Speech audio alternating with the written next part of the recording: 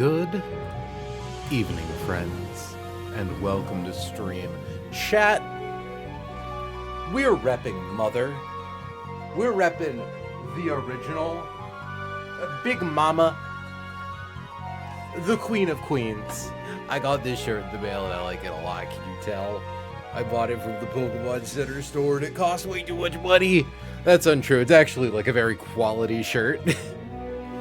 It's the annoying thing about buying Pokemon merch from the Pokemon store, the Pokemon Center, which is, the Pokemon store, is that they do actually like partner with designers, which is really cool. But it also means that they're able to kind of charge not like designer prices, but like, this shirt cost me as much as Pokopia, but I wanted it as a little treat. As a little treat to me, because I thought it'd be really cute for stream. So you're probably gonna see me wearing this a lot. It's good luck, and it's kind of fashion. It's kind of style, you know? It is a really good shirt. I like it a lot. I wore it out on my date night yesterday, and it was really fun. It's just like super comfortable too. I was worried that it might be a little stiff. It's got like a lot going on, but like honestly, once we like got it in the mail, we immediately tossed it into the wash, and like, yeah, no, it's fucking right as rain. All right, well, that's enough talking about my shirt. Let's talk about the video game. I didn't make it full screen. So, we are coming up on Seafloor Cavern, a really cool location where nothing goes wrong and everyone likes you. Except for all of the people who don't. So, Seafloor Cavern is interesting. It is the final evil team section of the game. 5 Aqua Grunts, Admin Shelly, and Maxie. 6 of those fights take place in permanent Aurora Vale. I say permanent, it lasts until you get rid of it. Thankfully, unlike Magma Storm, unlike Permanent Tailwind, it is in fact a thing you can get rid of. Technically, you could neutralize the Tailwind on Mount Pyre, but it would just come back after 4 turns, so like, what's the fucking point? Did I say Archie? I meant to say Archie. I probably said Maxie. That being said, Seafloor Cavern has something that we want, and her name is Primarina. 20% chance at Primarina. Also, 20% chance at Hisuian Samurott. Hisuian Samurott isn't the Elite Four goat that Primarina is, but what it is the last other Pokemon on Primarina's encounter table in Victory Road. So, if we pull either of them, it does eventually guarantee us a Primarina for the Elite Four, assuming, of course, we get that far. But before then, we actually have another really exciting encounter to go over. There is a 20% Ludicolo, which is... Ludicolo's pretty nice if you get it early. Hi, Hannah. Yeah, encounter day. Ludicolo's pretty nice if you get it early. It gets a lot of fun moves, knock off Giga Drain if you unevolve it, fake out, things like that. Unfortunately, this one's kind of beyond all of those. It does still get Energy Ball, and it gets... Fuck, what does Ludicolo get at this level? Like, it's right above the level where it gets, knockoff, I know that much. Hydro Pump, Energy Ball, Teeter Dance, and Surf. Yeah, so really it only comes with Energy Ball. Like, you can teach it moves, it can learn the elemental punches, but it also gets Swift Swim, or Rain Dish. If you get Prim now, you could roll for Polton Victory Road. I could roll for Polton Victory Road, exactly. The upside to getting Primarina here is it does mean that it frees up my Victory Road encounter to be one of the juicier ones. Well, not juicy, one of the more exciting, like, let's go gambling rolls. As opposed to the Primarina that people try to manip into. But I've heard from Hannah that Ludicolo can put in some work. He's decently bulky, he's got an alright special attack, put him in an Assault Vest or give him some leftovers, let him loose in the rain, and he can do some damage. So Ludicolo, he's not too bad. Hold on, let me look at the other things on this round. It is 127, which we technically could have done before Tate and Liza Gym, but it would have been forced to be a water encounter. So, 10% chance at Heracross. The right kind of Heracross can be a fucking monster. Gets Guts, gets Swarm.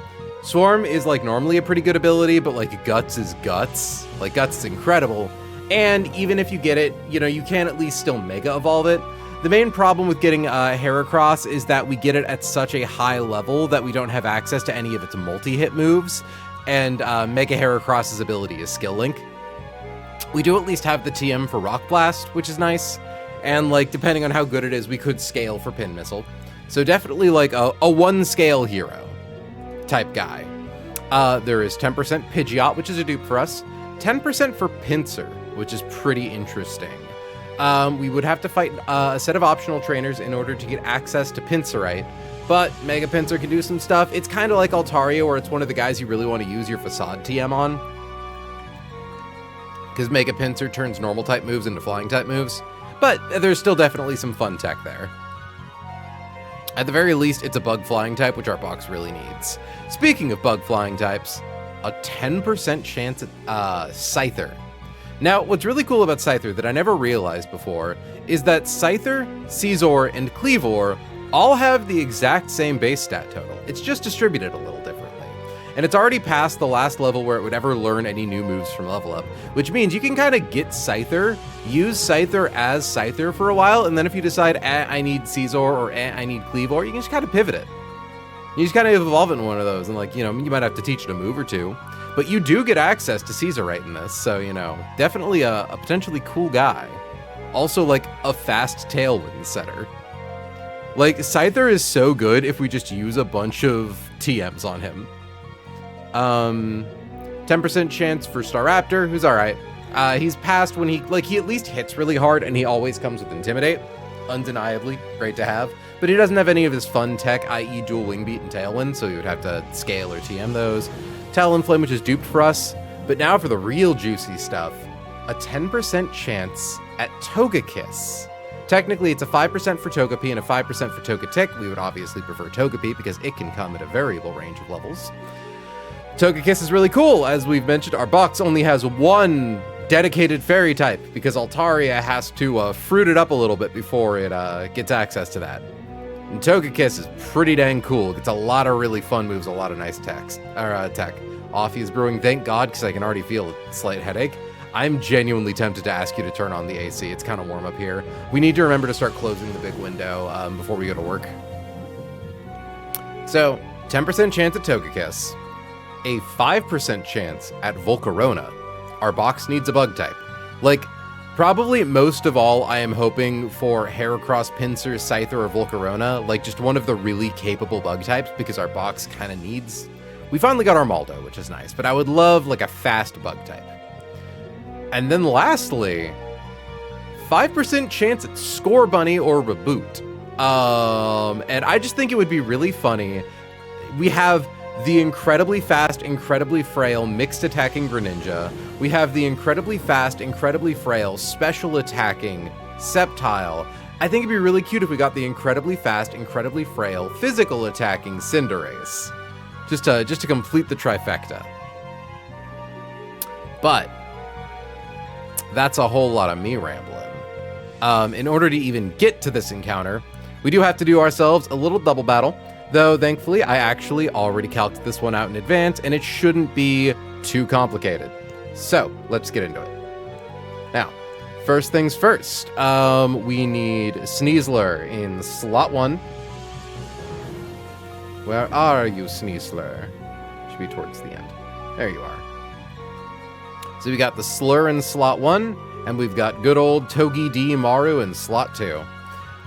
We are going to Rare Candy Togedemaru up to 81. This is not because we need it for stats, it's simply because Togedemaru is very close to leveling up, and I don't want to get jump scared mid-fight by that.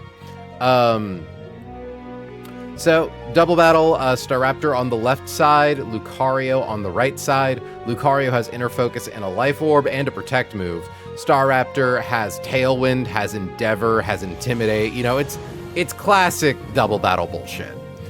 Dual Wing Beat return, and it's also just really fast. Now, the nice thing about this fight is that Sneasler is faster than everyone.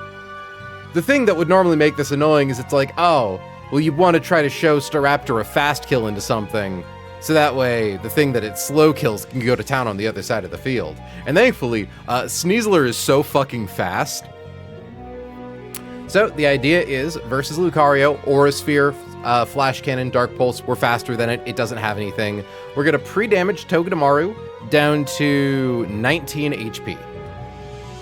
So turn 1, Lucario sees a kill on Togedemaru and thus will not click Detect. Togedemaru is going to click Fake Out on Staraptor, and then Sneasler is going to fast kill Lucario. So Staraptor flinches, that also breaks its Focus Sash. We kill Lucario. Following turn, Toxicroak hits the field.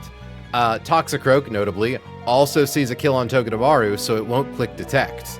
It even has Fake Out. Now, the thing is, Sneasler has Inner Focus, which also helps us ignore Staraptor's Intimidate, but it lets us, it never wants to go for us with Fake Out. So it is instead going to go for the fast Fake Out kill it sees into Togedemaru. Togedemaru is going to click Spiky Barbs. Spiky Shield. So Staraptor is going to hit into Togedemaru once or twice if it clicks Dual Wing Beat. Toxicroak is going to Fake Out into it. They're both going to take some damage. And then Sneasler here has a good old natural gift. With a Citrus Berry, it becomes a Psychic type move that does 100 shit zillion damage to Toxicroak. Toxicroak goes down. Infernape hits the field. Also incredibly fast. Would be really annoying to have to deal with. Oh wait, our Sneasler is a couple points faster than it. And it's not going to see a kill into Sneasler with like Fake Out or anything. So the thing is, throughout this entire fight, we're showing Staraptor a kill with Dual Wing Beat, but it's a slow kill. So Staraptor just wants to keep punching into that Togedemaru slot. So at this point, Infernape is going to see a Fake Out kill on Togedemaru, so it's going to go for it. Staraptor is once again going to attack into Togedemaru, and we are going to swap to our good friend Dreadnought. Dreadnought has been pre-damaged to 138 HP. Takes a Fake Out always, because if Infernape sees a kill with Close Combat, Overheat, and Fake Out, it's going to go for Fake Out. Let me confirm that really quickly in Silcalc, but yeah. It's just like Fake Out adds up with all of the other benefits of being a funky guy. Where are you? There you are. First turn out, assuming Togedemaru is at 1 HP, Fake Out 100% of the time. So, Infernape wants to kill Togedemaru with Fake Out specifically. So we are going to swap to Dreadnought. Dreadnought cannot be crit by Fake Out, and Dreadnought takes similar amounts of damage from Dual Wing Beat and Return. Now, unfortunately, Infernape has a Focus Sash, and we don't really have a good way of dealing with that. We've taught Sneasler Brick Break. Brick Break 2-hit KOs Infernape. So they're both going to attack into Togedemaru. Togedemaru is going to swap to Dreadnought. And the idea is that after Dreadnought takes all that damage, it's going to be low enough to always show Staraptor at least a kill with Return. I actually think I set it to always show it a kill with Dual Wing Beat, which I don't need to do. Actually, yeah, I only need it to be Return. So that's nice. I should double check my math. Not that it matters. So they both see a fast kill on Dreadnought. However, at this point, Sneasler gets that second Brick Break off into Infernape, KOing it, doing another 50%. At that point, it is just Staraptor versus, we are swapping Dreadnought to Arcanine, who we have not pre-damaged. Arcanine does not take a lot of damage from Staraptor. Sneasler does 77% with Close Combat. Arcanine does 26% with Extreme Speed. So Extreme Speed into Staraptor plus Close Combat gets a fast kill. I believe Sneasler then baits in Vikavolt, who I think sees a kill on it after the defense drop from CC. Yeah, sees a kill with Thunderbolt, sees we don't kill it, as opposed to Hydreigon, who doesn't see a kill on us and sees that we kill it. So Vikivolt's gonna hit the field. What are you boys doing up there? Oh, the boys are getting bunctious. The boys are getting bunctious on high. It's very nice he's down here. I'm glad it's nice he's down there. Hopefully when the sun goes down, I can crack open the window. So, as I was saying, Vikavolt hits the field, Levitate, Lumberry, Roost, Electroweb, Bug Buzz, Thunderbolt. No priority. Arcanine one-hit KOs it with Flare Blitz. It's nice and easy. And then finally, Hydreigon hits the field, Dragon Pulse, Dark Pulse, Aura Sphere, Roost, no priority moves, Arcanine clicks Extreme Speed for the funsies, and Sneasler kills it with Close Combat. Very straightforward. So, yet again, a fight where Sneasler kills 5 out of the 6 Pokemon. Our very cool and powerful friend Sneasler. So yeah, actually, let me really quickly check with good old Staraptor here. So we need to be down to at least 76 HP on Dreadnought. So add to that the lowest possible roll of Dual Wing Beat, which is 30 twice. Plus the lowest possible roll of Fake Out, which is 18. 154. I did over pre-damage. Yeah. So we don't need to show a kill with both moves, we just need to show a kill with a move. Okay, time to run the coffee creamer experiment, by all means. We're doing experiments with our, we're pre-measuring coffee creamer to see how much we typically use in our cups, because we're trying to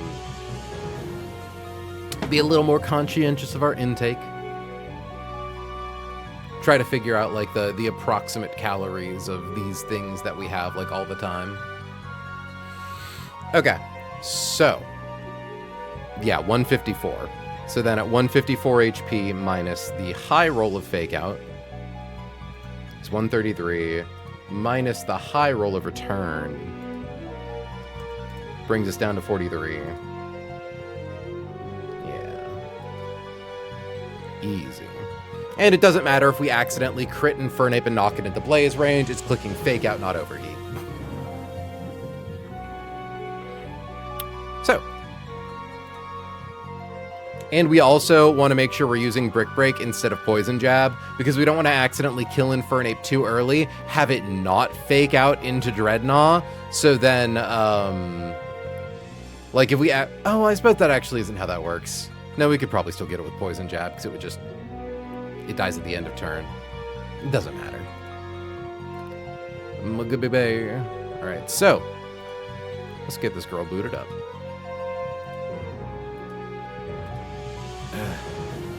My confidence is very shaky recently. I don't know why I'm so scared of double battles. Like, they're theoretically very complicated, but like, I don't know, I think it's just the fact that, like, at any point, Staraptor's AI could get uppity and kill Sneasler, even though that's not how it works even slightly. Also, really quickly, we're just going to evolve Thessalia. Like, there's no reason to keep her as a Grovyle, so we're just gonna pop one candy into her.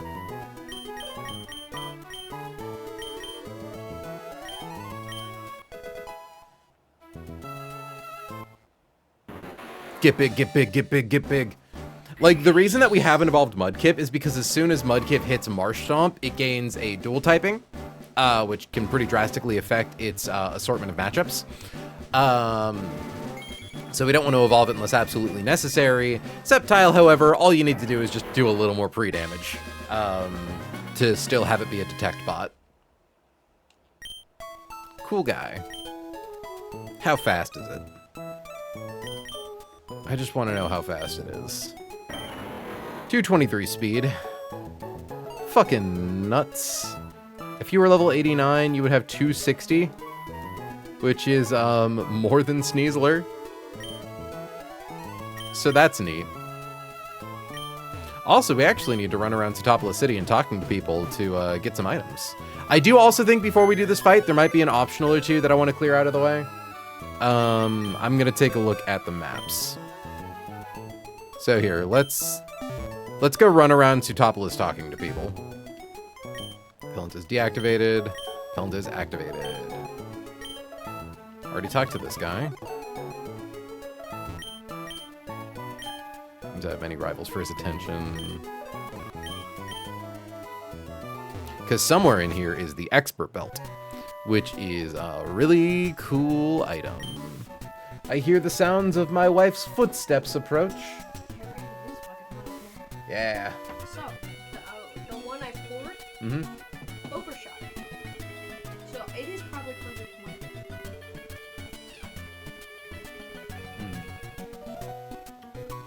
Tastes like flapjacks.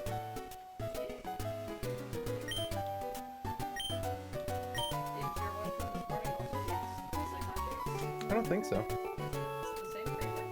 Probably this is a little lighter in how much you put in. Oh, I love Zootopolis houses.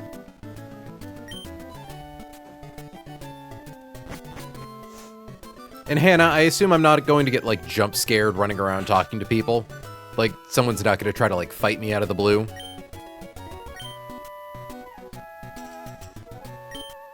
Huh. Free Whalmer doll. Not in Zootopolis? Cool. I love how houses are in Zootopolis. It's such a cool area. Like, Hoenn's just the best region. I don't know what to tell you.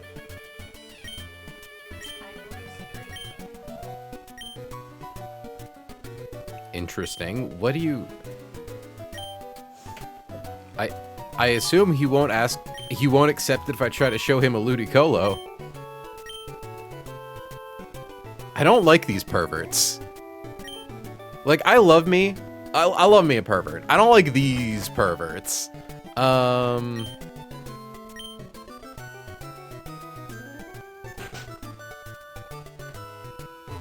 Listen up and I'll tell you something good. There's supposed to be an ancient ruin in the sea around here. There could be treasure just waiting to be discovered. Ancient treasures, be nice if they existed, but even if they didn't, it would be so beautiful to take an underwater stroll with my Pokemon. You know, I'm curious about something.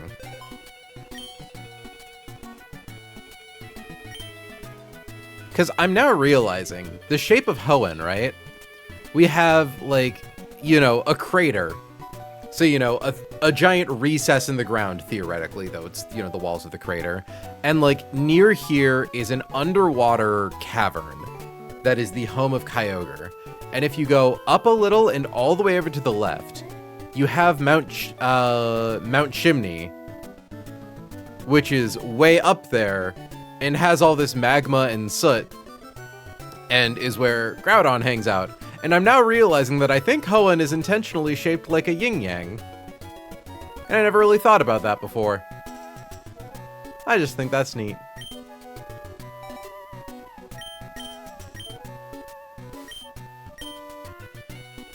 I like Hoenn. Also, yeah, okay, so if you don't think Hoenn's the best designed region, what do you think is? I mean, I'm biased. What? Sinnoh? I love Sinnoh. Sinnoh's... I love Sinnoh shit. Don't get me wrong, I don't think Sinnoh is bad. I just don't think it's, like, that interesting. I like it. She likes its shape. I think, like, Mount Coronet's really cool. I like that you have to keep passing back and forth through it, but, like...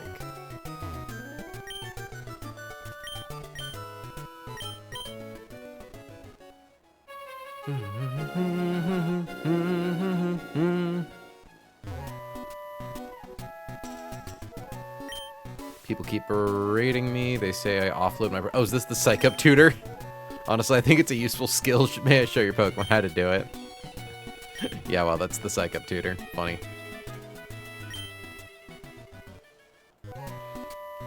I believe that is the last move tutor in the game. She teaches Psych Up, which is a really cool move that takes your status ailment and puts it on your opponent. It is the way you can do guaranteed burns if you're willing to pre-status. And, you know, it's typically a move you put on Psychic type, so it's not like they're hurt that much by like being burned. Cave links to Topless in the outside world. Seems as if the cave was made to keep something from getting out, or maybe I'm just imagining things. Underwater volcano erupted and forced itself up from the depths. Its crater emerged from the sea and became filled with rainwater. That's how Zootopolis City came into being.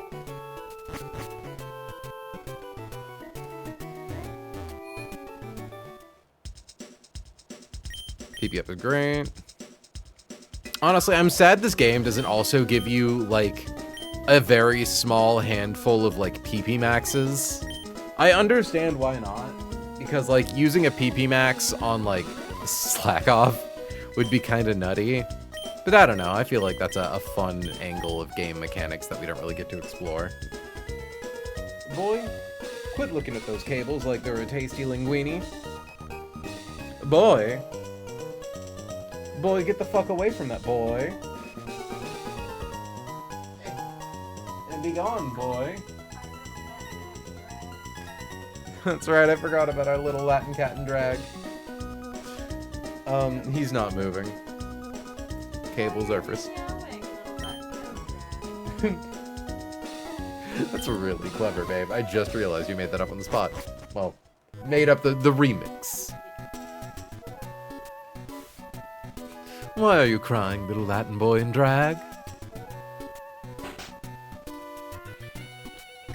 Pokemon trainer, aren't you? Sutopolis' Juan has many fans, even more than his student Wallace. Do you have any?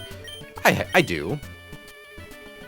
Buddy, that is the cable that gives me the internet. Why is he just looking at me? He doesn't get scared off of them. If I, like, tell him get, he doesn't move. He just, like, gets down and goes, like... If you stand up, you start. He literally just sat there. You do not have a threatening enough presence. To be fair, I also can't hold him upside down.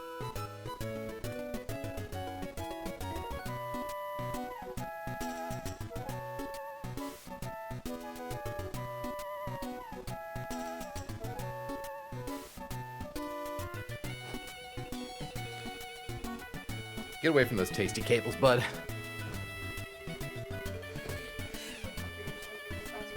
He's looking for my slippers.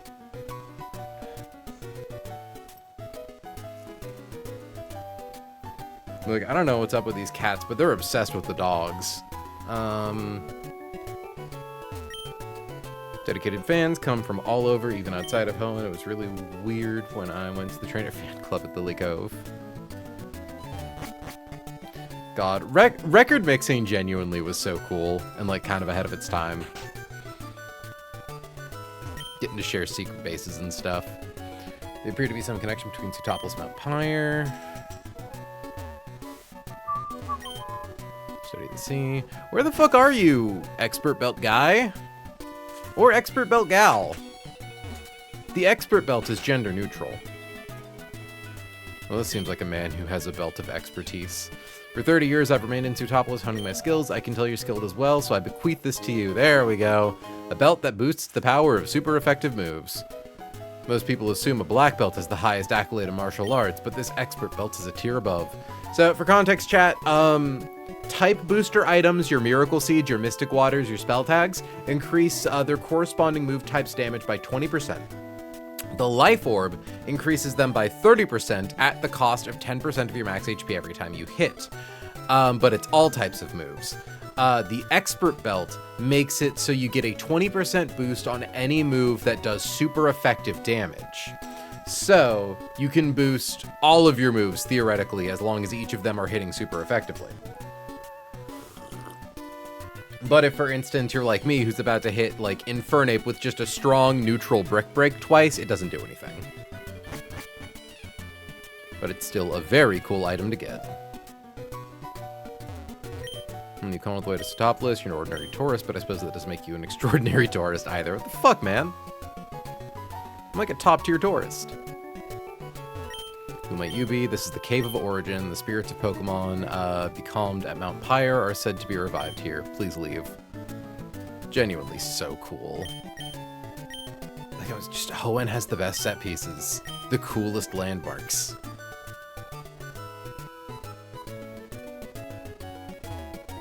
Look, it's like, I think about... she can't hear me. I think about the town that has the 8th gym in Sinnoh, and I am whelmed. That is all I can say, is that I'm like, yeah, this is... Oh, sure, yeah, no, like, the last town in I just like Sinnoh. Mm-hmm.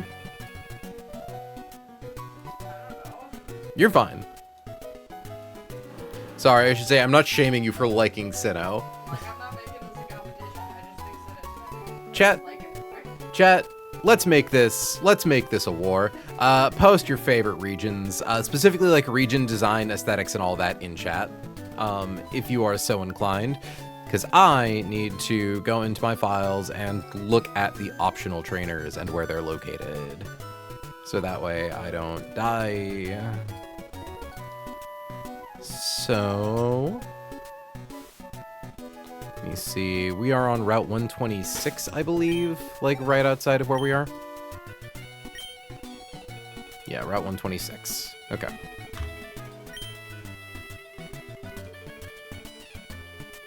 So we have to deal with... There is Barry. And he's, like, really close to where you exit, assuming you're not careful. And there is Nikki, who is a spinner. I would ideally like to take care of both of them. Thankfully, they're really the only two. I def prefer Hoenn, but it was my game during my most formative years, LOL. Not my first Pokemon game, though. Really? Wait, Hoenn wasn't your first? I guess I never thought to ask how old you are. Don't feel obligated to share. Because, like, yeah, no. I got my copy of Sapphire. It was a birthday gift from my brother when I was, like, 4. So this was my introduction to Pokemon, which I'm sure definitely has some bias. But I think as an adult, it just has what I value in a region the most, which is like weird and explorable places. It's why I love Oraz so much. I think it did an excellent job of expanding upon that sense of like exploration and adventure that you find in Hoenn. So, Barry, what's your team, bud? Fisherman Henry, Fisherman Jonah. Triathlete Pablo, he's on guarding Aerodactyl. Swimmer Boy Barry, okay, a Gastrodon, a Masquerain, and a Floatzel. Shouldn't be too hard. So, Gastrodon, blank set, level 75. It's a Gastrodon without a held item. It dies to a magical leaf. Sticky hold. What you got for moves, bud?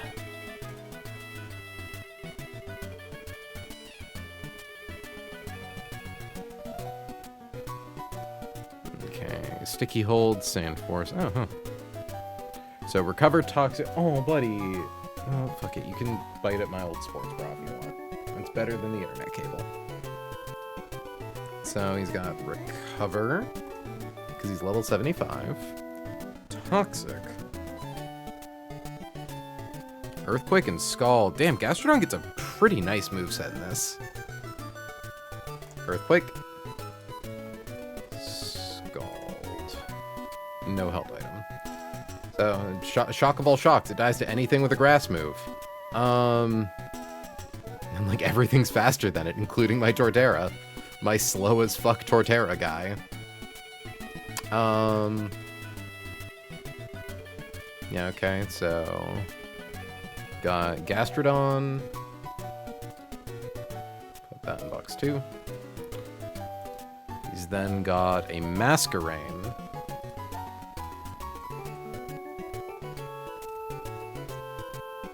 Also level 75 with Intimidate.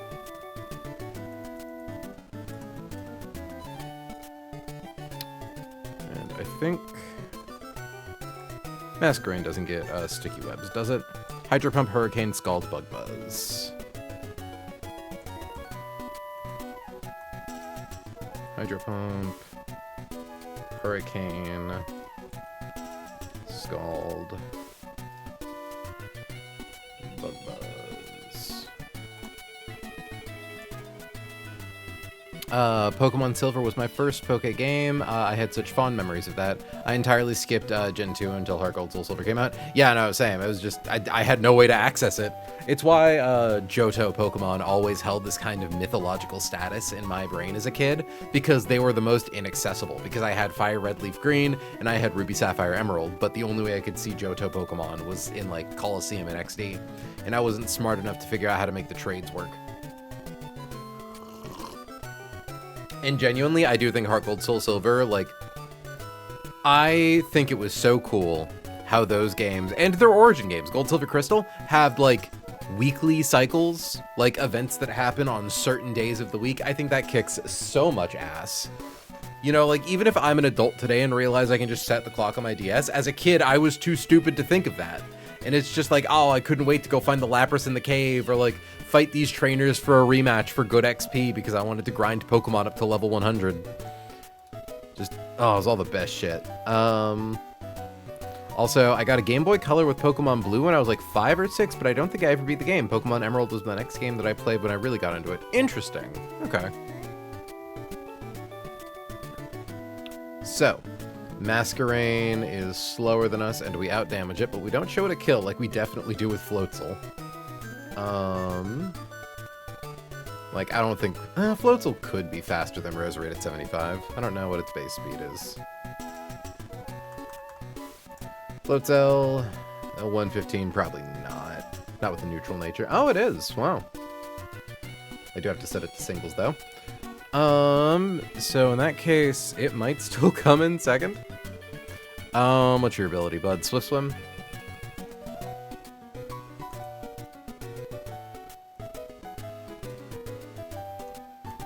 So, Swift Swim. And your moves are...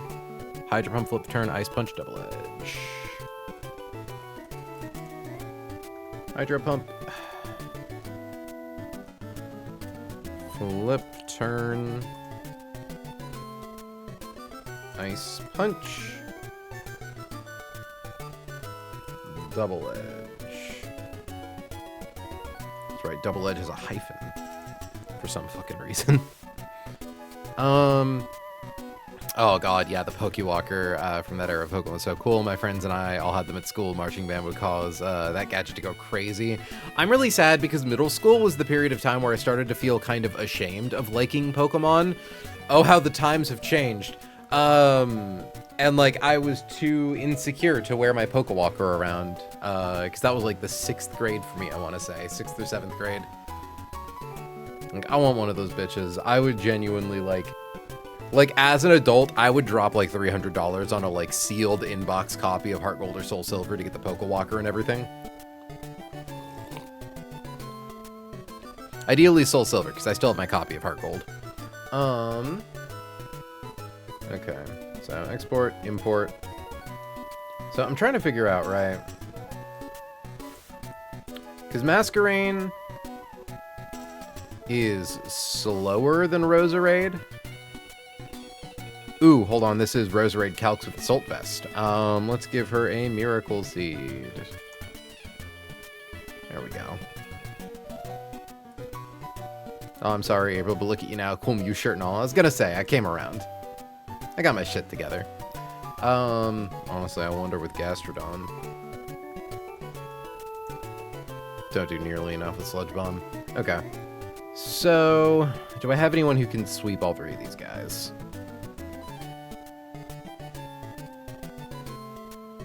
I guess first things first, who's faster than and kills Floatzel? Noivern, Garchomp. Yeah, Garchomp does just kill with Earthquake, doesn't it? But we do have to deal with Intimidate from Masquerain first. So... I mean, the nice thing is that Garchomp at least guaranteed baits Ice Punch.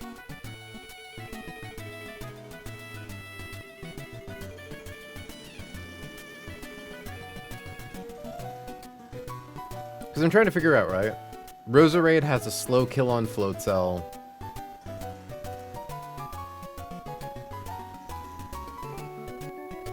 But Masquerain outdamages us. Unless we had a Poison Barb. So Masquerain would come in second. And it would be on Hurricane.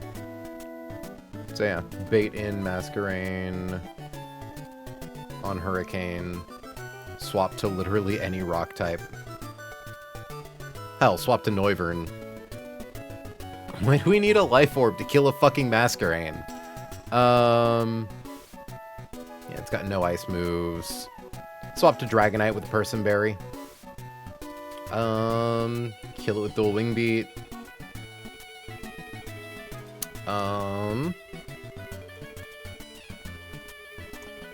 And then he comes in for Ice Punch.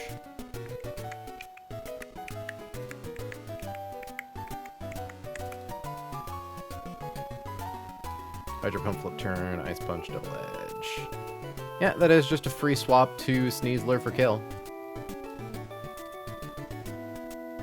And now assuming Oops Roserade actually baited in Floatzel second, it would still be for Ice Punch, so that's good. Yeah, just gotta give Sneasler here an Asper Berry. And then, assuming Sneasler... Dragonite can swap into literally any of Masquerade's moves. But... yeah, Sneasler always baits Hurricane. Okay.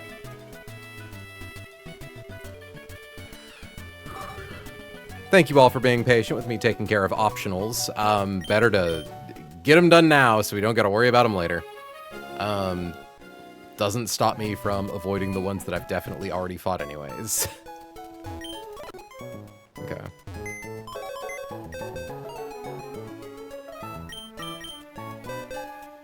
So let's grab ourselves.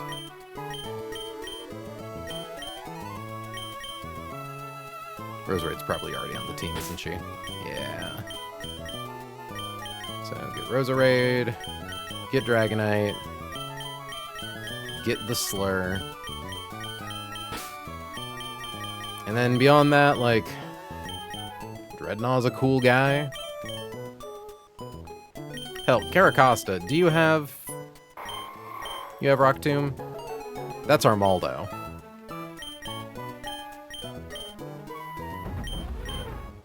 You've got Rock Tomb. Bring a Caracosta. Bring...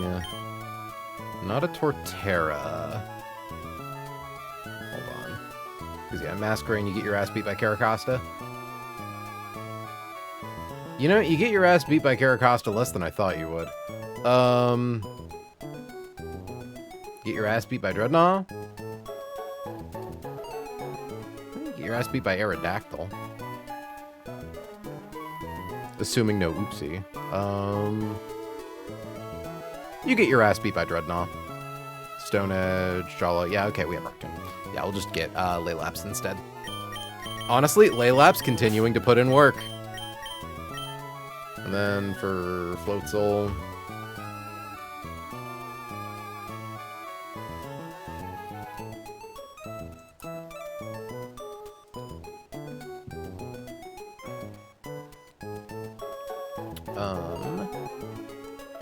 yeah, who beats this guy's ass? Slowbro, and it's not even close.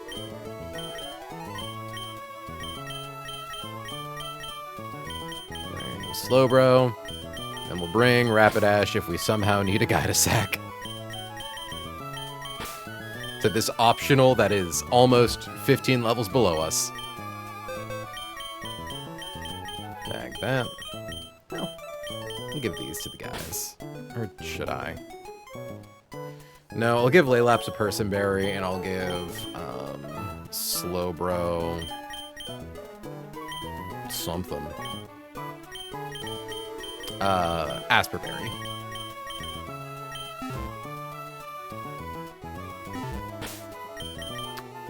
So, give good old Roserade here.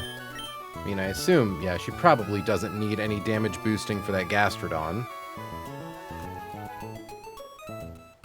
Custom set versus Roserade. Yeah, Shock of all Shock, she does in fact do 200% with Magic Leaf, but that's with Miracle Seed. So let's give her a Citrus Berry instead. Oh, she only does 197%. Yeah, so Roserade, are you holding a Citrus? You are. Then we give Deirdre. How many Lumberries do we have? 97? Should be fine. Because technically, it could also use Scald, but it never would. But, like, who knows? What if impossible, unforeseen situation? And Floatzel does, in fact, just get... yeah, Hydro Pump, Flip Turn, Double Edge, Ice Punch. Yeah, Sneasler just comes in and beats his ass. So all Sneasler needs is an Asperberry.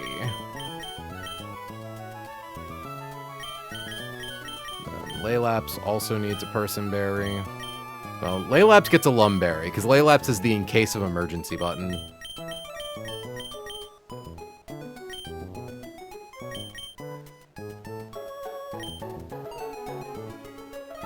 Oh no, the $400 Vaporeon plushie and the music is a little loud tonight. Oh, is the game music a little loud? It is the same volume that it always is. I can definitely turn it down a smidge. There we go. It's a little quieter. Give Slowbro. Also a Lumberry. And Camion actually could probably comment on these guys and kill. Okay. Let's go get that done real quick.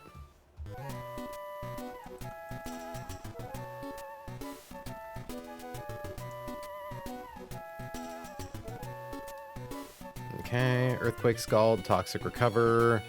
Sticky Hold just means I can't knock off your item, right?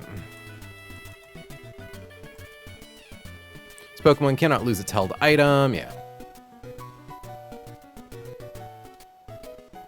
Unless the attack knocks out this Pokemon, a Sticky Barb will be transferred to the other Pokemon regardless of this ability. Funny. Belt is activated. So, I believe this dude is literally just, like, directly to the right.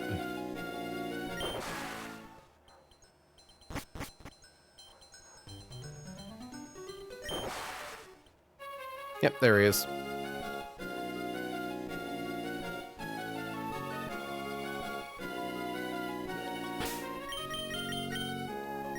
Literally just an optional. Out comes Gastrodon, out comes Rose. Magical Leaf.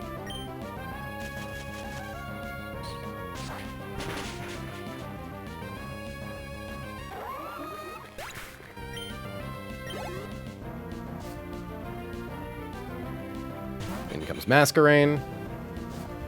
Masquerain does Intimidate. Masquerain sees that its highest damaging move here is Hurricane, which is a free swap to Dragonite.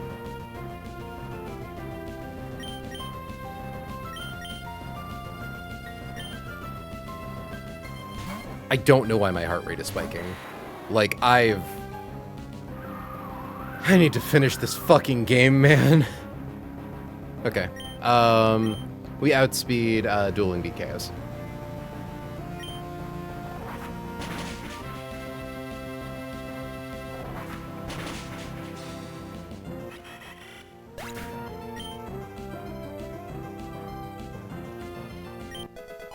Rose leveled up. Just gonna mark that on the calculator real quick. Export, import. Float cell, custom set. Sees highest roll with double edge is 104, so it's always Ice Punch here. Doesn't really matter what it clicks, it's a free swap to Sneasler.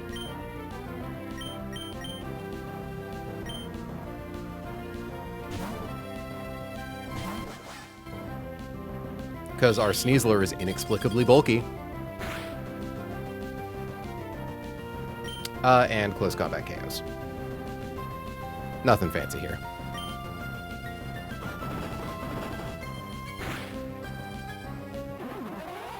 You can never be scared if you turn the optionals into mandatories.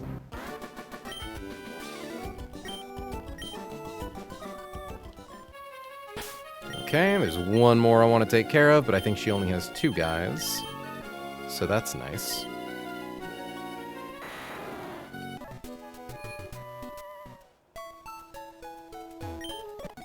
Can you tell that this is me putting off the real fights just a little bit?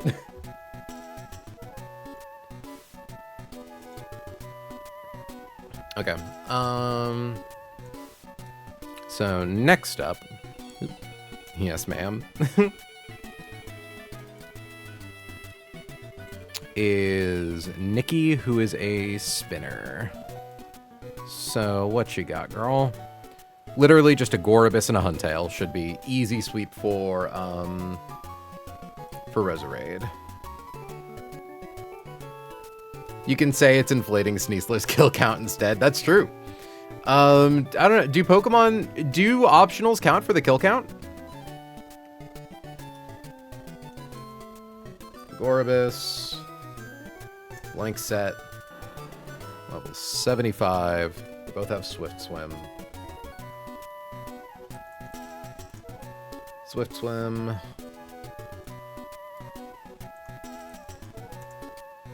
And duration. So you've got Psych Up, Ice Beam, Hydro Pump, Psychic.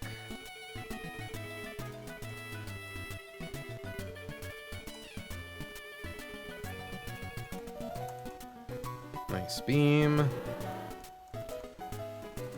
Hydro Pump. And Psychic. Yeah, shock of all shocks. It gets its ass beat by Roserade. So... Export. Import. I'm gonna guess Huntail's probably the same story. Also, they're both level 75, right? Yeah.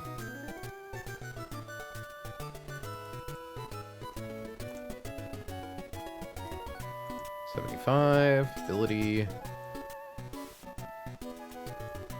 Swift Swim. Liquidation, Ice Beam, Hydro Pump, Crunch. Liquidation. Ice Beam. Hydro Pump. Crunch. God, you don't even kill Torterra with your Ice Beam, my guy. You are a physical attacker with almost exclusively special attacking moves. We need a portmanteau for Bulk Sneasler. Well, I mean, Sneasler's just the God King, right? He's just the killer. He's the thief in the night. So, export, import. Yeah, I don't think... Like, they're both slow as shit. They both just died at Roserade, right? Like, Liquidation, Ice Beam, Hydro Pump, Crunch, no priority. Gorbis, Ice Beam, Hydro Pump, Psychic, Psych Up, yeah. Nothing fancy. Roserade just clicks Magical Leaf twice. Okay, cool. Feel pretty comfortable with the squad I have assembled to take care of these two Pokemon. Did I already heal? Yes. I also don't need a held item. I can just keep using Citrus.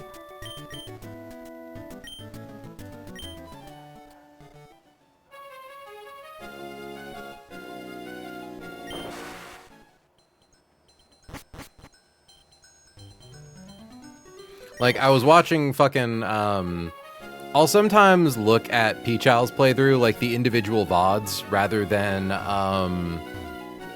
the big video. Well, I'm glad that I was taking care of this intentionally, because that would have jump scared the fuck out of me. Holy shit. But I saw him, like, while going for his roamers, accidentally procced an optional team that had, like, Hisuian Zoroark impersonating a Dragonite, also a Dragonite, and I forget what the second guy was, but just, like, a lot of actually really scary Pokemon. And I'm like, well, I don't want to get my shit kicked in. So, better we not have to worry about these in the future. Okay. I believe that's the last of the optionals, because to our right should just be... Yep, Camden and Donnie. And the thing about Camden and Donnie is that that is the place where you are most likely to encounter Left Guy Bug. So we might have to start and reload the fight once or twice. Either way, let's fly back into Sutopolis and do an actual real fight. Explain, did I say Left Shark? Left Shark Bug. So, Left Guy Bug is what happens... Hold on, I'm going to step out into Sutopolis while I reset up my thing here. Left Guy Bug is what happens when you engage in a double battle, and occasionally the trainer that should be in slot 1 is instead in slot 2, and the trainer that should be in slot 2 is instead in slot 1. In this fight, when we KO Lucario, if Sneasler is facing slot 2, then Blaziken comes in second, when Blaziken should be coming in third. It can just be a little problematic. Although the more that I think about it, actually getting Blaziken in second might be a faster version of the fight. If I force it to fake out into Togedemaru, close combat from Sneasler does like 89%. So I do think that actually Iron Barbs into Toge plus close combat does kill. That being said, I need to pee, so I will be right back. Yeah, it's Infernape, not Blaziken. I keep saying Infernape. I keep saying Blaziken. It's Infernape.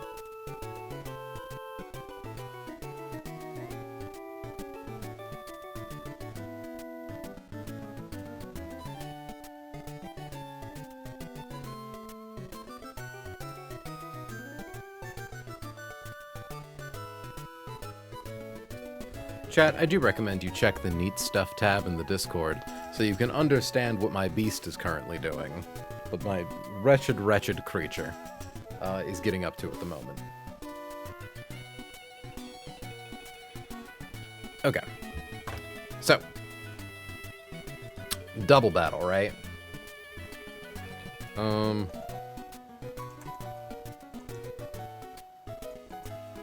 Lucario. Oh, this is the final Lucario we fight in the game.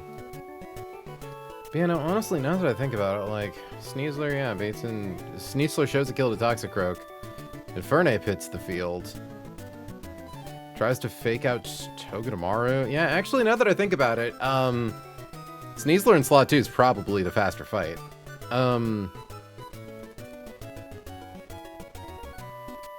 Because let's get Toge in slot 1. I wish to make a slightly lewd joke. See, the problem is that I don't know what your definition of slightly is. And it's like, if you have to it's one of those, like, if you have to ask, the answer's probably no, but also, I don't know. I trust you, I think. Because what? Turn 1, Togedemaru does fake out on Staraptor. Sneasler 1-hit KOs Lucario with Brick Break. turn 2, Infernape hits the field. Sneasler fucking whacking and smacking Infernape with close combat, while Togedemaru hits Spiky Shield. Spiky Shield plus Fake Out breaks Infernape's Focus Sash, loses 12% of its max HP, dies to close combat. Staraptor hits into Togedemaru once again, fails. Toxicroak hits the field. Sludge Bomb, Aura Sphere, Detect, Fake Out. Like, he just wants to click Fake Out into Togedemaru as well. The beast loves the boobs. No, he likes our articles of clothing. Shirts, pants, socks, shoes. Like, he just likes to stuff his face in them. It's very cute. I think we think he just likes our smell. We think he just likes mom's smell. Okay, but yeah, no, he's here putting the Breast and Beast. But yeah, so Toxicroak hits the field. It should see a kill into Togedemaru. So it'll go for it with Fake Out. And then at that point, yeah, we could just raw swap to Arcanine. I suppose having Sneasler in slot 2 does actually just kind of make this faster. Yeah, Staraptor hits into Arcanine. We actually don't even need to worry about having Dreadnought, which means we have 3 flex slots. Okay, so let me...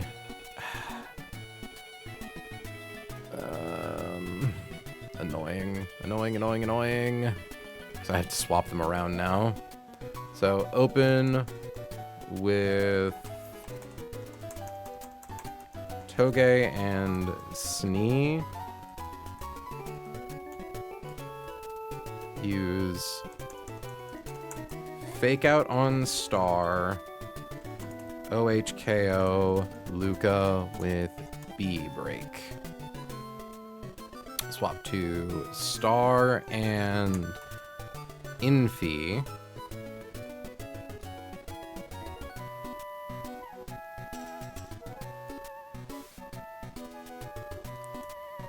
Oh wait, I can actually just use S Shield, KO Infi with the combat. Swap to Star and Toxie. Swap Toge to Arca. OHKO Toxie with N Gift.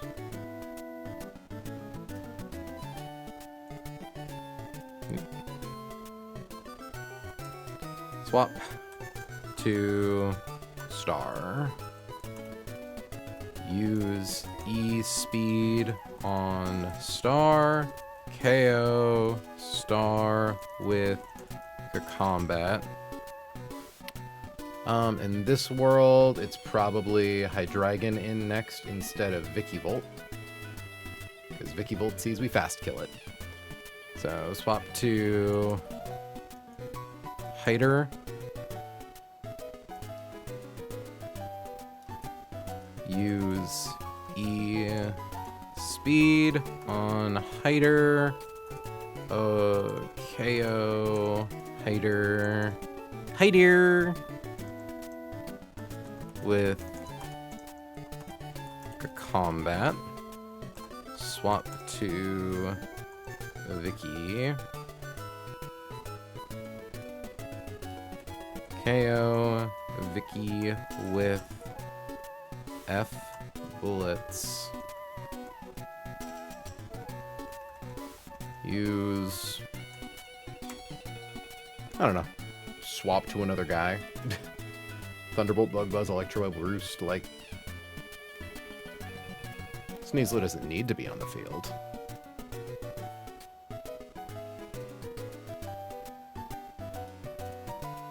So now I'm trying to figure out, like, who else do we want for this, right? Not Torterra. Turtonator's pretty cool. Like, nothing's going to go wrong, but what if something goes wrong? So, KO Vicky with Flare Blitz. Use B-Break on Vicky. And just confirming really quickly.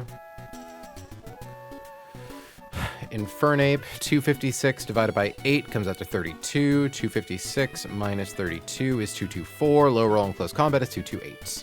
I love my incredibly stupidly powerful fucking Sneasler, who's way too strong for no goddamn reason.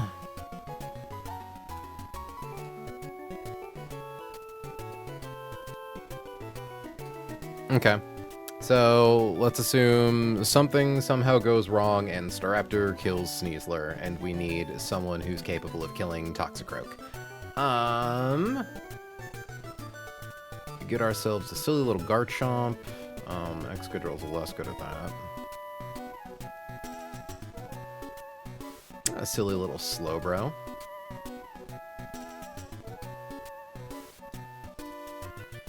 I do like me a silly little Slowbro. And then someone to beat Hydreigon if shit goes wrong. Which is Noivern with Dragon Fang. Yeah. Export. Import. And the Slowbro with the Citrus Berry. Export. Import. Because, like, what? Sludge Bomb, Aura Sphere, Fake Out, Detect. Yeah. Get the most value out of a Citrus. And then...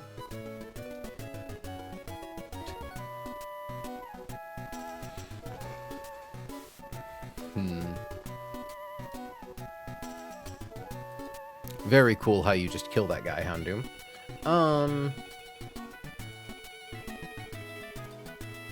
Yeah, I think at this point we just need a guy who can get a fast kill on Staraptor. Just likely Hisui and Electrode. Give it a, maybe not Choice Specs, just like Life Orb. Thunderbolt with Life Orb should do enough after Togedemaru Fake Out and at least one hit in a Spiky Shield. Okay, so pre-damage Toge to that. We don't actually need to pre-damage Dread. The only thing we need to worry about is equipping Sneasler with a Citrus Berry. Do I have anyone who can fast kill Toxicroak, though? Because I would ideally like to fast kill it. But there's no way to do that with Garchomp that doesn't risk taking out my partner. Yeah, it's his set in doubles. Yeah. It's fine. Literally nothing's gonna go wrong. You are so okay, April. Okay, so, turn 1. Togedemaru fakes out Staraptor. Doesn't get to do any of its moves. Sneasler gets fast kill on Lucario. Turn 2. Toxicroak should see that because we get a fast kill on it with Natural Gift, that the game instead wants to bring in Infernape, who doesn't get one-hit KO'd by us because it has a Focus Sash. Finally used to fucking Focus Sash switch in AI. So it should be Sneasler Infernape second, because the only thing worse than being slow and outdamaged is slow and one-hit KO'd. So Infernape hits the field. It should see a killing roll on Togedemaru with Fake Out. And thus tries to fake out Togedemaru. Togedemaru sets up Spiky Shield, contact damage breaks Infernape's Focus Sash, gets its HP low enough for Sneasler to be able to kill it with close combat. Following turn, Toxicroak hits the field, sees a kill on Togedemaru with Fake Out, and goes for it. It'll always be Fake Out, never Aura Sphere, because of Fake Out usage priority. Out of curiosity, if we are level 82, does not increase that, so at 81, 217, 219. I genuinely might pre-damage Togedemaru down to 217 just to be a little extra safe. There's no real reason not to just bring it down to 1, honestly. But anyways. And then for everyone else, it's kind of like, yeah, give Arcanine fucking Silk Scarf or Hardstone.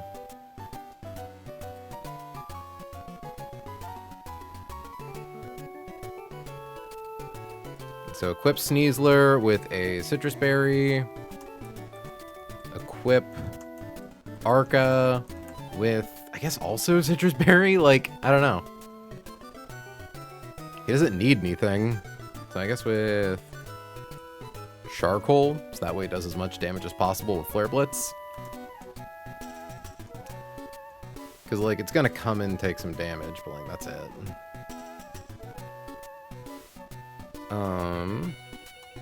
Equip Slow with Citrus Berry. Equip Noive with Dragon Fang. Equip Elec with Life Orb. Okay. It's literally fine, April. It's literally fine. So, step 1, heal everyone up. Step 2, get rid of everyone's items.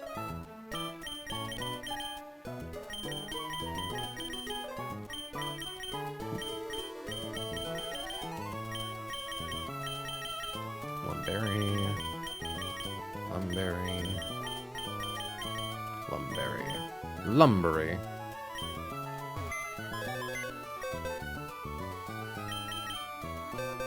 Okay.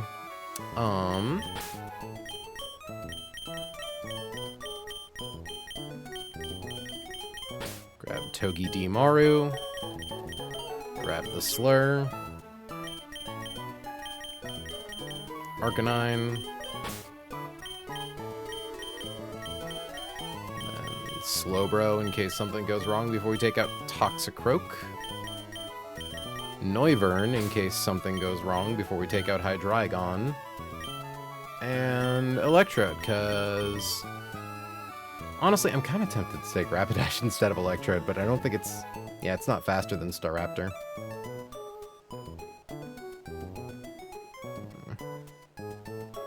Though it comes close.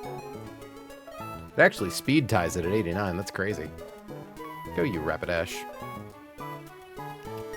Yeah, we want Circumfery.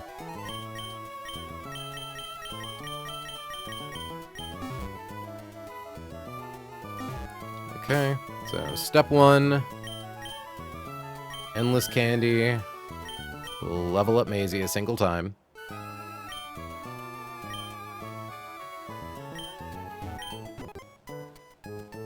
Do I have a flyer? I have Noivern. So let's go. Sneasler, what do you already know? Close combat, poison jab, knock off, ice punch. Okay, yeah, we need 2 new moves. So, first to Lily Cove.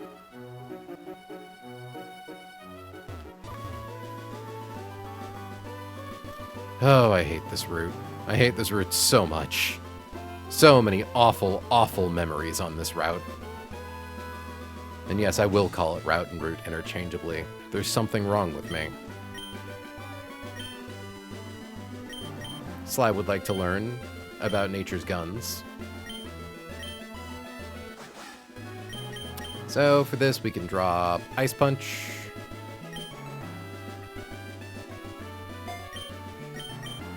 If I'm correct, yeah, because we can just use Brick Break to kill Lucario, right? Oh yeah, big time. Love that 106%.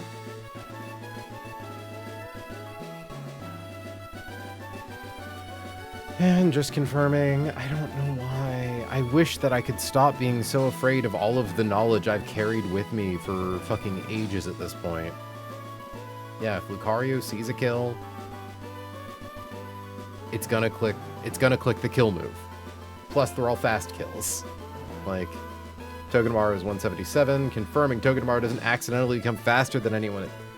82, right? 179, nope. Nope. Nope. Definitely not Staraptor. Yep, okay, cool.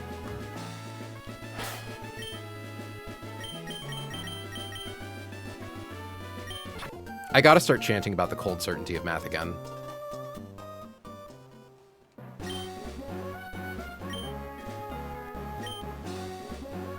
Okay, so we need Brick Break for Sneasler.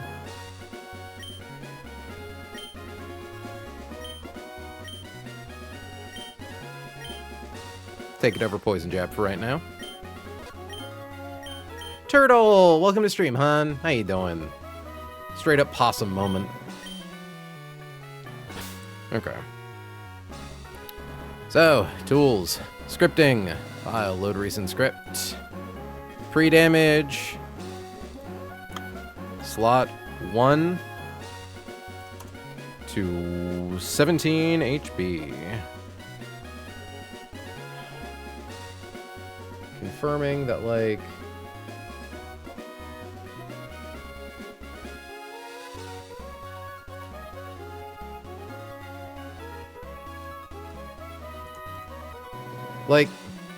like Hannah, Tailwind never gets set up over Fast Kill. Because Fast Kill is like minimum plus 12 and Tailwind is always plus 9. Why am I freaked out about this? And Endeavor is just like based on damage. Never clicks it if it sees a kill move. Sly is fine against it because inner focus. Everything is fine. This literally is like the easiest double battle you've done in so long. Okay, so we give Sly the secret citrus berry. We give Hamilton charcoal.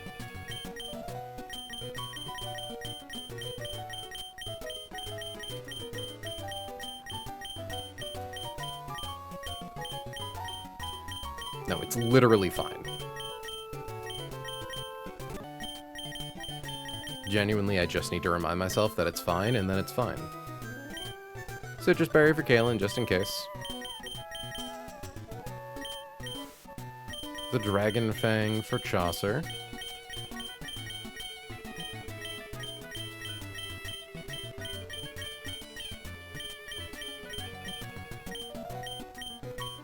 Where's the Dragon Fang? There it is.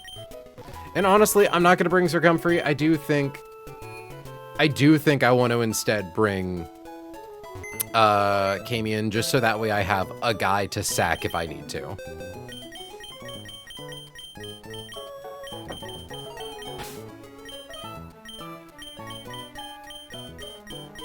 I mean, like, the funny thing is Camion doesn't even, like, have a health, like, we're not using any of our, like, choice items, so we could give Camion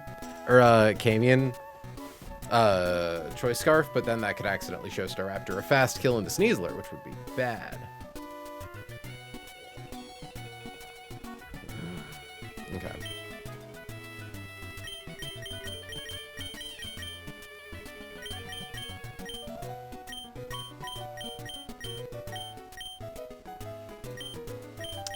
Like,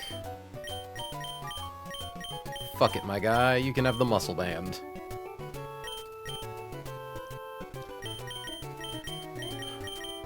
Yeah, Sneasler in slot 2, Bates and Infernape second.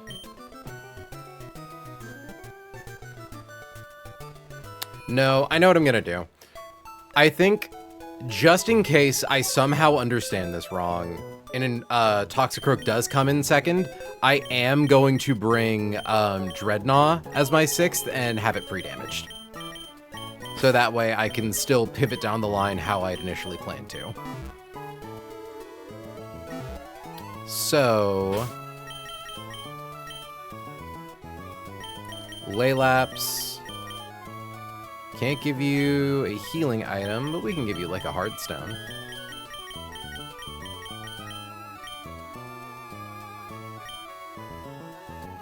Okay. What did we establish we needed to get Camion, or Laylapse 2 before? 154.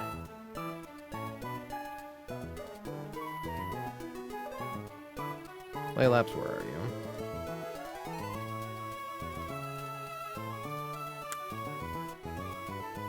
Cause... yeah, you take 18 from that. Yeah, that was it. Okay. So, tools, scripting, help text, pre-damage, slot 6 to to, I think I established it was 156, 154.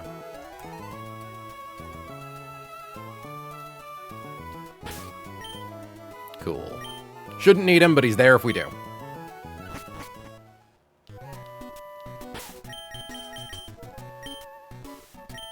And also, like, a guy I'm totally fine sacking. I like Laylaps. Laylaps has done a lot more for this team than I expected. But also, like, by no means a mandatory Pokemon. We do now have other Water Rock type crit immune Pokemon. Okay. We can now just kind of go right and up.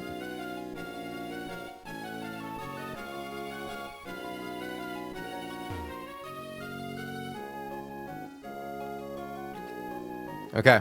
So we are going to save here because this fight is very prone to experiencing left guy bug where the wrong trainer is on the wrong side of the field.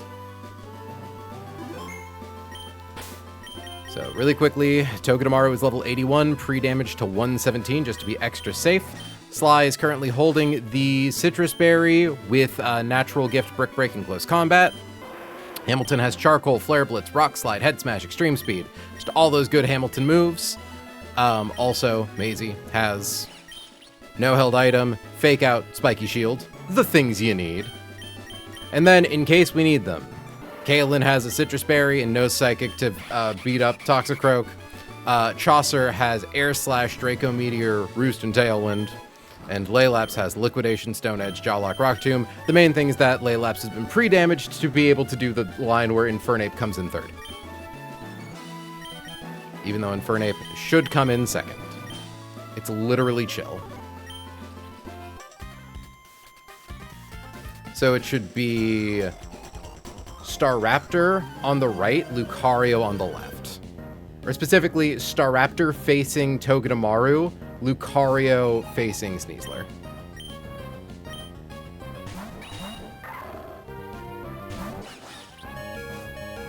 Intimidate procs, drops Macy's attack, doesn't matter. Sly has Inner Focus, so it doesn't affect. Staraptor's looking at Maisie, Lucario's looking at Sly. Okay, so, turn one. We want to flinch that Staraptor. We've got Fake Out. Gonna use that to flinch that Staraptor. Lucario sees a kill on Maisie, so it's not going to click Detect, which means that Sly can sneak in a one-hit KO with Brick Break.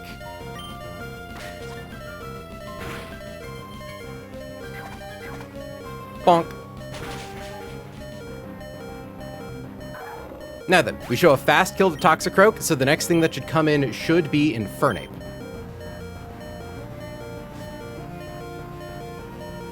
Good. Infernape sees a fast kill into Maisie with Fake Out, so it wants to click that into her. So we are going to click Fake Out. Wait, not Fake Out. We are going to click Spiky Shield. Jesus, April. It's faking out into Maisie. We are clicking Spiky Shield. And then Sly, after that Spiky Shield, is able to KO Infernape with Close Combat.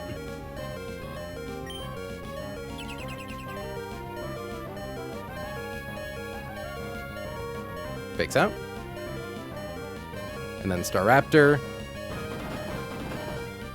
Sorry, I don't know why I panicked and thought Staraptor hit Sly. It didn't do that. Staraptor is about to hit Maisie for fast kill. Except, not actually. Okay. Out comes Toxicroak. It's got Black Sludge, Poison Heal, just wants to heal up. It also sees a fast kill on Maisie with Fake Out. We are now going to swap Maisie to Hamilton. And Sly is going to use Natural Gift to one-hit KO Toxicroak.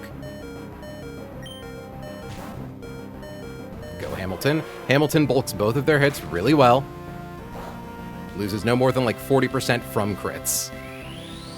Citrus Berry becomes a Psychic type move, fun fact.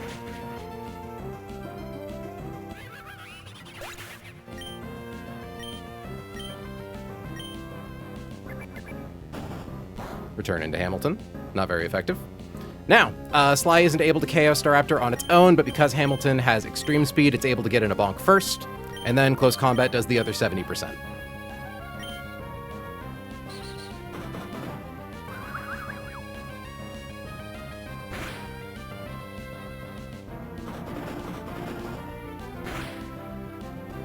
Crit mattered. I believe looking at Hamilton's slot, it should be Hydreigon in next. Totally fine. Because Hydreigon gets fucking slaughtered by close combat. Hydreigon has Dragon Pulse, Dark Pulse, and Aura Sphere, Levitate and a Dark Gem, and Roost. Hamilton is going to click Extreme Speed for the funnies, and Sly is going to get a one-hit KO with close combat. Well, it would be a one-hit KO, but, like, you know. How close will be the next encounter, by the way? I want to shower, but I don't want to miss it. So, after this fight, we have the bug encounter. I do still need to, like, calc out my odds versus them, and I do need to use the bathroom, so you probably have enough time to shower. Yeah, it's a go right now. Now, last in is Levitate Vikavolt. Vikavolt just fucking dies to Flare Blitz. Yeah, Thunderwave, Bug Buzz, Electroweb, Roost. And it's gonna use, like, literally any attack into Sneasler, but it doesn't matter because it's not faster than us. So, fucking Flare Blitz type moment.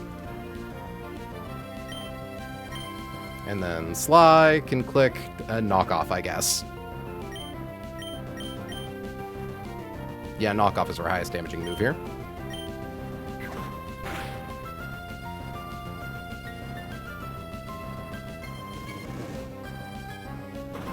It was literally so fine. Easiest double battle of my life. Crit mattered. So that's another 5 kills for Sly. My goat.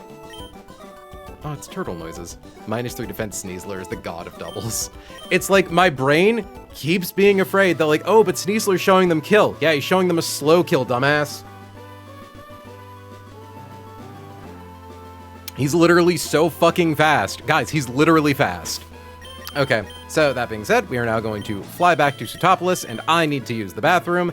And after I get back, we are going to make our plans for our next capture. So I will be right back.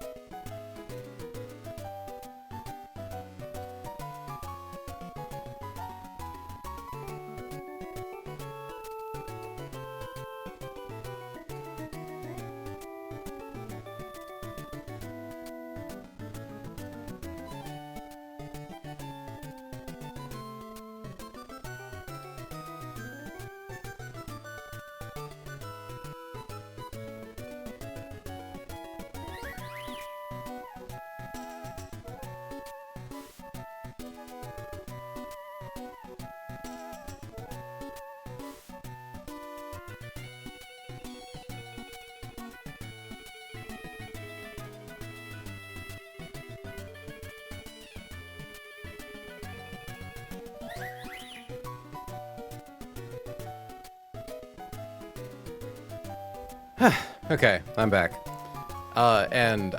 Turtle, don't put Maisie in the same sentence as kill, I get scared. So unfortunately, that's kind of the main purpose of Maisie, is that she's a little soccer ball, and enemy Pokemon think she looks so very puntable. And she's just there to like walk up and go, hi, hello, and like bait them to kill her. And then she's like, actually, hi, hello, spiky shield. She's a little diva and it's great. Welcome back. Thank you, Pio. So, time to look at our next batch of boys. First up in contention.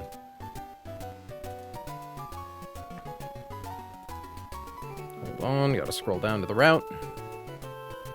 Is good old Ludicolo. They catch rate of 45 for some reason. Oh, I want to try that. Someone trying to punt Maisie.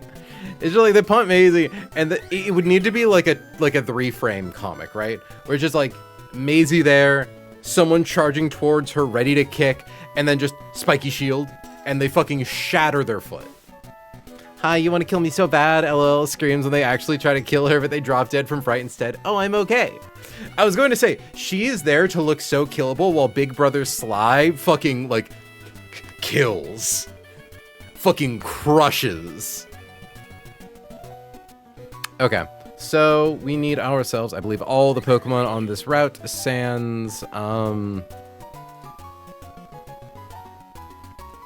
like Score Bunny are level 75. Or they might be level 80 at this point. Empire.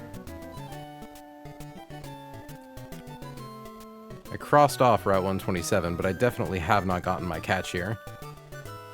Yeah, okay. They're all level 75. So, Ludicolo. Blank set. Also, it's dark outside, so I'm going to open the window now that I'm no longer getting fucking blasted by God rays.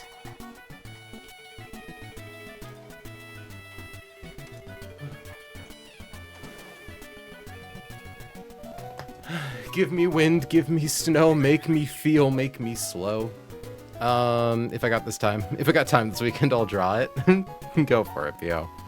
You gotta make sure to add her cool mittens, too. So Ludicolo is level 75. Neither of its abilities matter, so we'll just assume it has a swift swim. So Ludicolo is our most common encounter on the route. Would not be too surprised if we ran into it. It knows Hydro Pump. I'm going to be playing games with my friends now. Have a good night, y'all. Thanks for hanging out, Izzy. I'm sure if we get a cool encounter, you'll see me post about it in the Discord. Energy Ball. Teeter Dance. And Surf. So, because of Teeter Dance, I think we want to give Electros a Person Berry, because we at least want to be able to paralyze this guy, right? Where are you, Electros? There it is. I assume you cannot kill Electros with a critical hit modest move. Correct. Cool. Electros can do its thing. Export. Import. I guess for other guys who are good at bulking Ludicolo, Dragonite, and by a similar property, probably Noivern, Corviknight.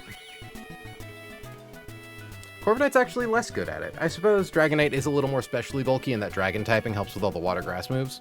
So I'll bring Dragonite. Next up, we have Heracross. Heracross. So if we encounter a Heracross, we actually don't want to paralyze it, because it could have guts. Mega Horn, Close Combat, Counter, Throat Chop. It also has Counter.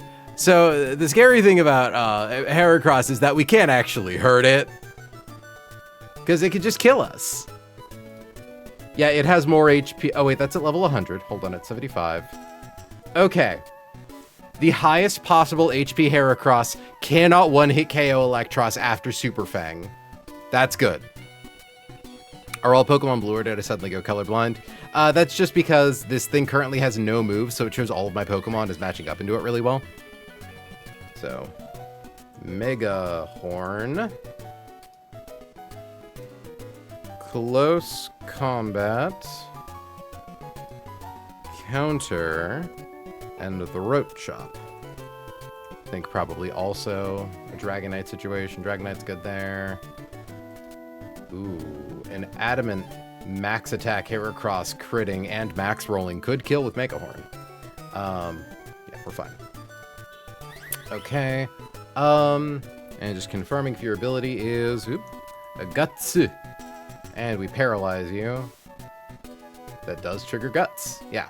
So if we encounter a Heracross, we can only Super Fang, never Thunder Wave. Thankfully, it has no moves that do damage to itself, so we can't accidentally knock it into Swarm. Very important. Noivern isn't really great for it because, like, if we Roost, we lose our Flying type and suddenly take a lot more damage. Turtonator's not as good as I thought. Mega Horn, Close Combat, Throat Chop.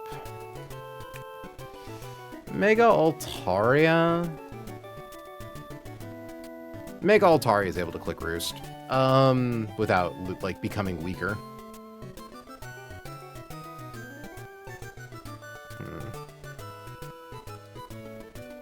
I think we also definitely probably want Gyarados. Just Gyarados, Intim, Flying type.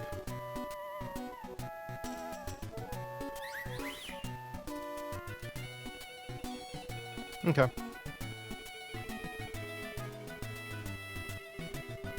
Yeah, so Gyarados and maybe Mega Altaria.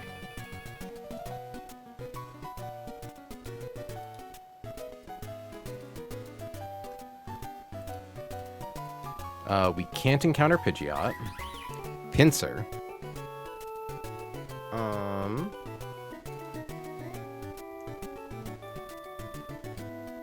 Pinsir at level 75. Hyper Cutter doesn't matter, so we'll assume its ability is Mold Breaker, which is much more dangerous.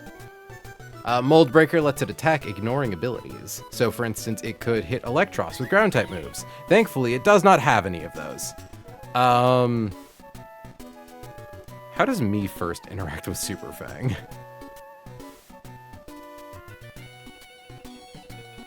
Shell Trap. Does it do more damage if it Me First to Super Fang? Anyways. Mega Horn, Body Slam, Superpower Me First. So, Mega Horn. Body Slam. Superpower. Me First. Very funny move.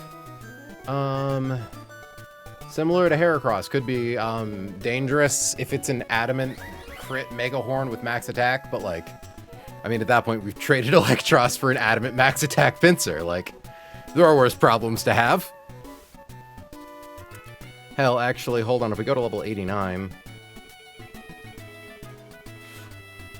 like, okay, yeah, let me really quickly just, like, let's just level up Electros real fast. I think getting it to 89 takes it out of the danger zone for all of these guys. And believe it or not, I don't think Electros going from level 88 to 89 is going to be all that substantial for too many speed tiers.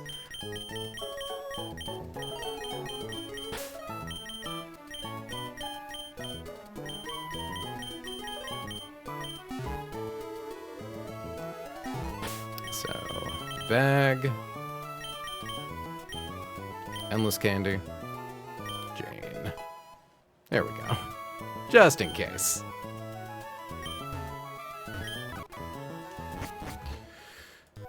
Export. Import. Okay. Mold Breaker. Yeah.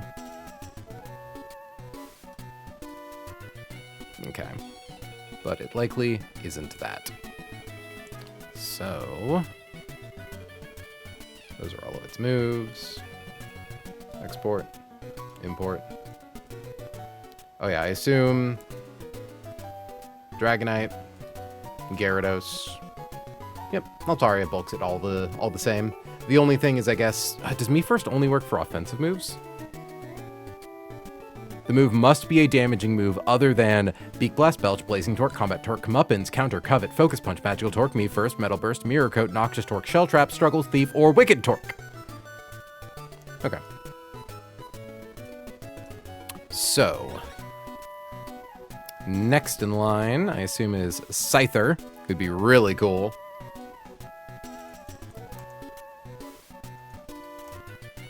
Level 75.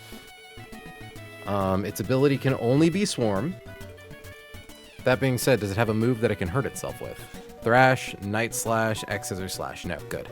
Well, no, Thrash can confuse it. Worth noting. It's a shame that it has Night Slash, because otherwise our bug types would be so good for it. Or our bug types, our ghost types. So... Thrash. Night Slash. X Scissor. And Slash. Though, I suppose all things considered, yeah, Gyarados. Dragonite. Take more from Thrash than I would like, but... Arcanine's really good for bulking this guy. Is there anyone who has a healing move? Technically Torterra, but we'd have to drop its attack first. I think I'd sooner just bring Arcanine or, like, Dreadnought. Arcanine, better defenses by far. Or Corviknight. Yeah, Corviknight bulks it just as well and can roost. Okay. So that's Scyther, yeah, Thrash, Night Slash, X Scissor, Slash.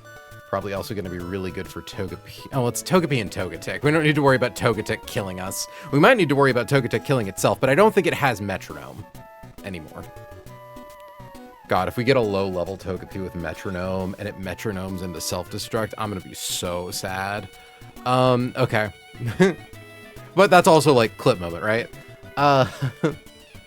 So, Hardy, Swarm, confirming that an Adamant Scyther with its highest damaging move, critting, does not kill Electros. So, export. Import. So that's Scyther. Staraptor.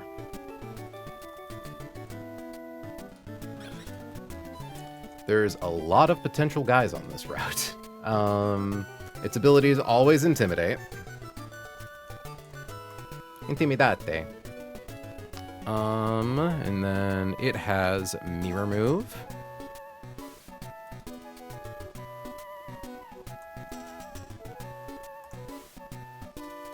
It has Double Edge.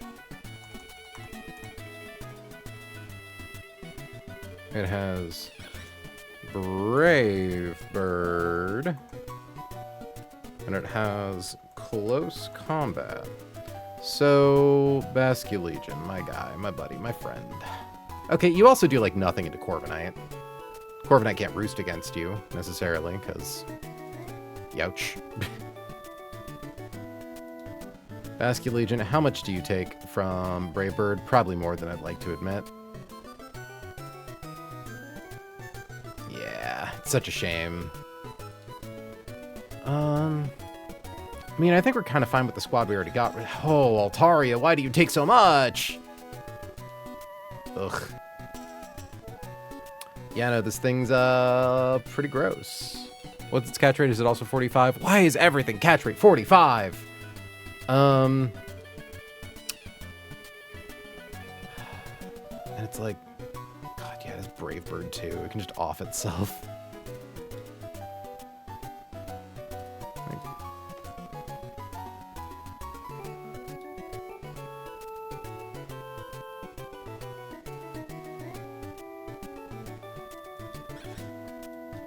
I suppose the nice thing about Basculegion is that, like, It does at least live every other hit. The problem also is that we really need to start considering Pokemon for Volcarona. I'm now realizing.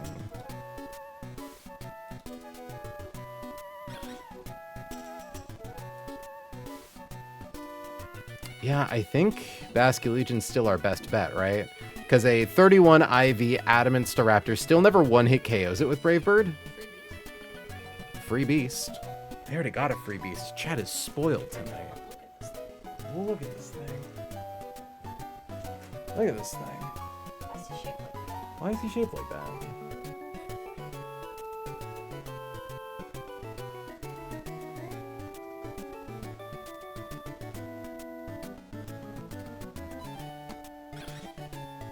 What the fuck's he doing?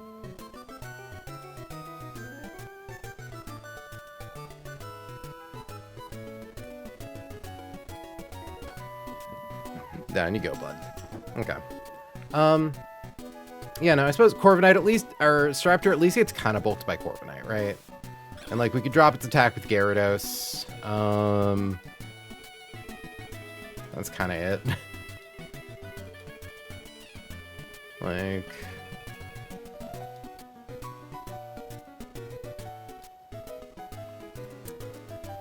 Yeah, so for right now, Basculegion is our 6th, unless we find that we need, like, some other guy. But... Export. Nope, you're not adamant. You're bashful. Export. Import. Put you down there. I don't want Staraptor if only because it's the scariest thing to try to catch, right? So Togepi, what level do you have to be to still have Metronome? 2, 3, 4... So once it hits level 21, Togepi is no longer a threat to itself and others. Yeah. I don't think we're really going to need to worry about Togepi or Togetic. Dazzling Gleam, Air Slash after you Safeguard. Yeah, like... I'll put Togetic in for fun, but like... We'll assume it has Super Luck for increased crit odds.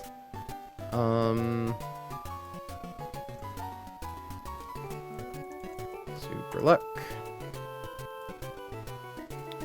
So, Dazzling Gleam. Should set it to singles. I actually need to double check these damage ranges. I don't think any of them have... Ludicolo does have Surf, so I need to check that, but I think that's the only one, right? Horn. Yeah, okay. I just gotta double check Ludicolo against my guys, but I think it's fine. Dazzling Gleam, Air Slash after you Safeguard.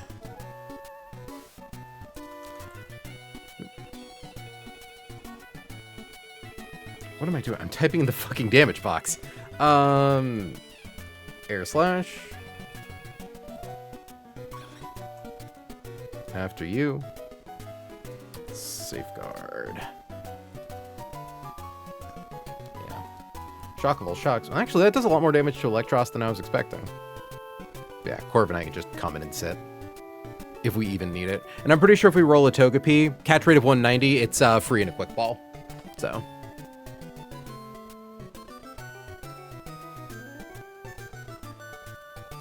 Export, import. Volcarona is the last real threat. So level 75, I believe its only ability option is Swarm. However, I also know that it's always holding Silver Powder, which is really good for us because it's free Silver Powder, but it also means that its bug moves are scarier. So Overheat, Whirlwind. Thankfully also it has Overheat, so it can just drop its own stats. So Overheat. Whirlwind always fails because we are high level. Bug Buzz. And Pollen Puff? No, it gets Pollen Puff. Flamethrower. Thankfully, I think Dragonite and Tyranitar should be pretty good at sitting on this thing. Yep. Electros might actually be scared. Yeah, Electros doesn't live any Overheat crits.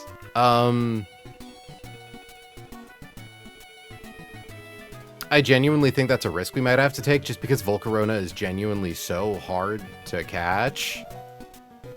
Like, thankfully we've got a lot of guys who can sit on it. Our entire box is basically built to be able to sit on Volcarona. I do think we still have to chance trying to paralyze it with Electros, which is scary, but that's also like only if it's a perfect special attack Volcarona, and like if it's modest, I don't think it one-hit KOs. Yeah, it needs to crit and use Overheat to one-hit KO Electros, assuming it has max special attack. Assuming, okay, even at 0 special attack, it's still a 50-50. It's fine. It's literally so fine.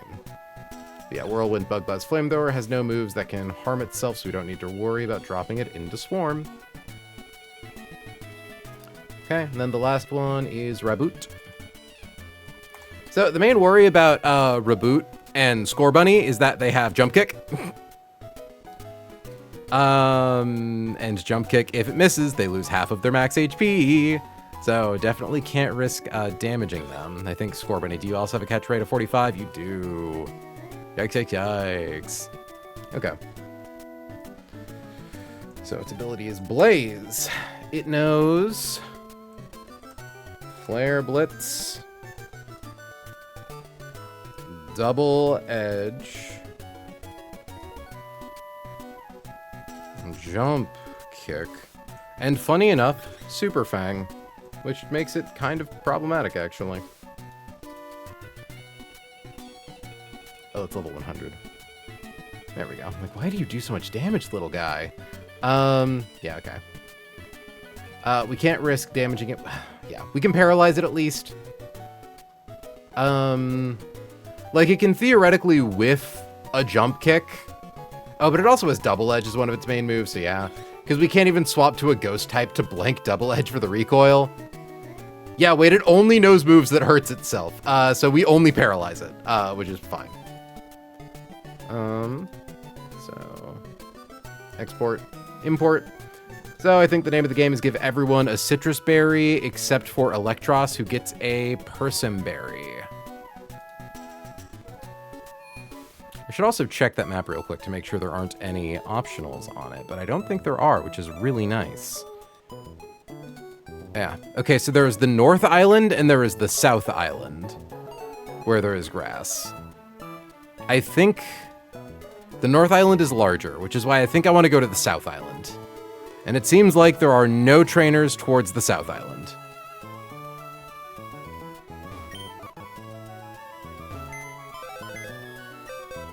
All right, chat, place your bets. Which guy do you think we'll encounter?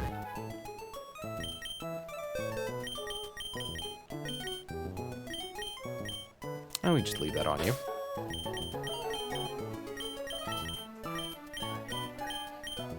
No, I didn't put up a poll. We don't have enough people to justify putting up a poll right now. But I'm still asking chat.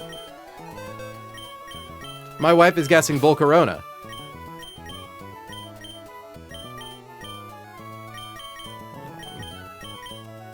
So we need Dragonite.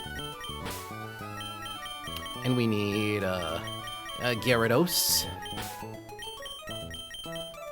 Casting my line for fish. What? But there aren't any fish here. Okay. You know what, Turtle? I'm glad you're having a good time. Grab a Sterling. Already have a Willow. And a Diosa.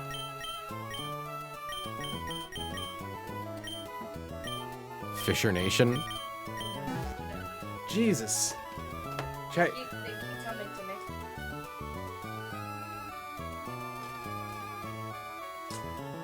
So many a mythical, mystical beast.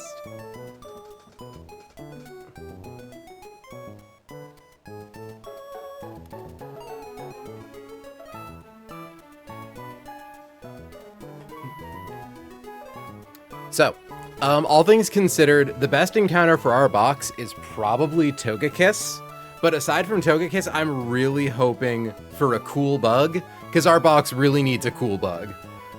Coolest bug is probably Volcarona and Heracross, then Scyther, then Pinsir. I'd be fine with any of them. Ludicolo has its value. Undeniably, Ludicolo has its value, and I will be grateful if it reveals itself unto me. But also, I think Scorbunny and Reboot would be so cute. I think that'd be so fun. So we need berries. Personberry on Jane.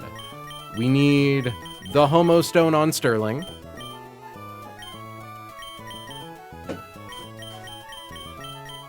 Altarian Knight. And everyone else gets a citrus.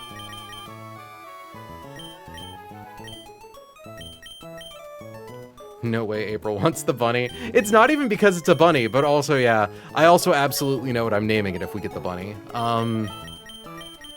Because it completes a trifecta of babies first.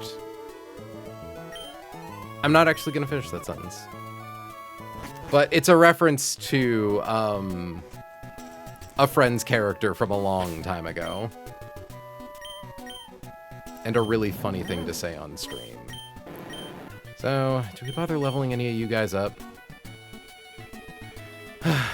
I feel like we should just level these guys up for the extra HP, but there's not... I can't justify it.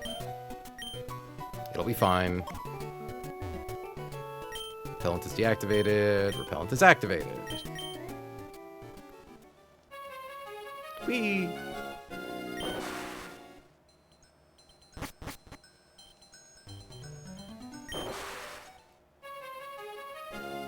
Book it this way. We already just fought you two, but just in case I somehow get jumped. Cool, we didn't get jumped. So, if I'm correct, there are literally 0 optionals going down and around this way. I would like to see the map because it's very big. So I'm currently at this big patch of water. Yeah, we can literally just go right until we hit rock. And then... welcome to Training Arc Island, where there are 4 patches of grass.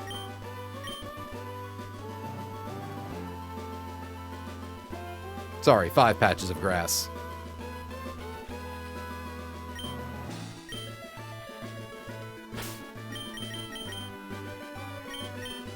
So, Jane, Personberry, Citrus Berry, Altarianite, Citrus Berry. Something I didn't actually think to check. Sorry, I need to make sure really quickly that Diosa can live 1 hit from all possible duplicate encounters. In case we need to flee. Almost forgot about that. I'm pretty sure it's fine, but I have to make sure that it's fine, because don't want to lose Diosa trying to book it. So first up is Pidgeot. We could definitely, right, like... Pidgeot, blank set. 75, its ability's Keen Eye, so it literally doesn't matter. Hurricane, Double Edge. Great bird. Hurricane. Double Edge.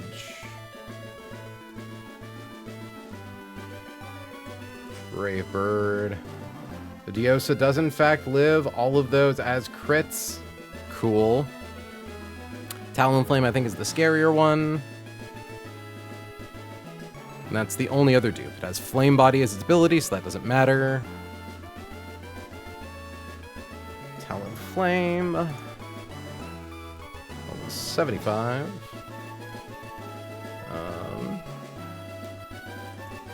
Brave Bird. Flare Blitz. Tailwind and me first, yeah.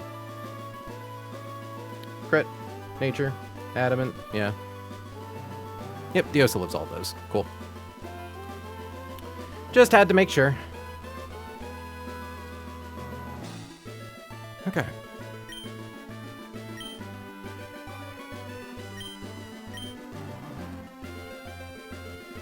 Don't care which patch of grass. I believe they're all great. Did I actually... There we go. I used the item finder.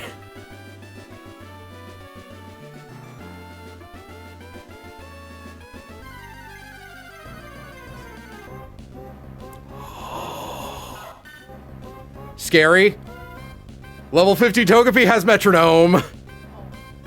Level 15 Togepi as metronome! I think it's fine. I think it's literally free in a quick ball. Do you have a name for that? You know, I hadn't thought of one yet. Oh god. Because also, okay, I'm curious. Is this guaranteed in a nest ball? Nest ball. Shit, a baby airplane. That's funny as fuck.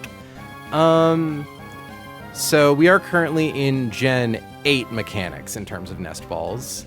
Because I know it's like for Pokemon level 40 and below.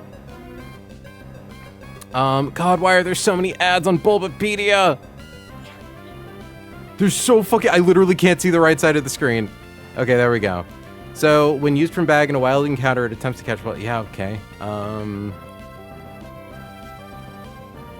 Okay, from Generation 6 onwards, it is... 41 minus level times 469 divided by 10. Okay. So, I need to do real math in real time. So... Yeah, no, Togekiss at a low level. Getting a Togepi at level 15 is fucking insane. Genuinely such a good find.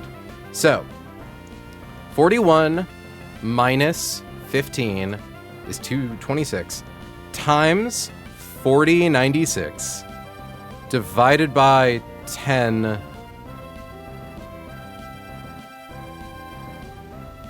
What? Can I get like a way to calc nest ball catch rates?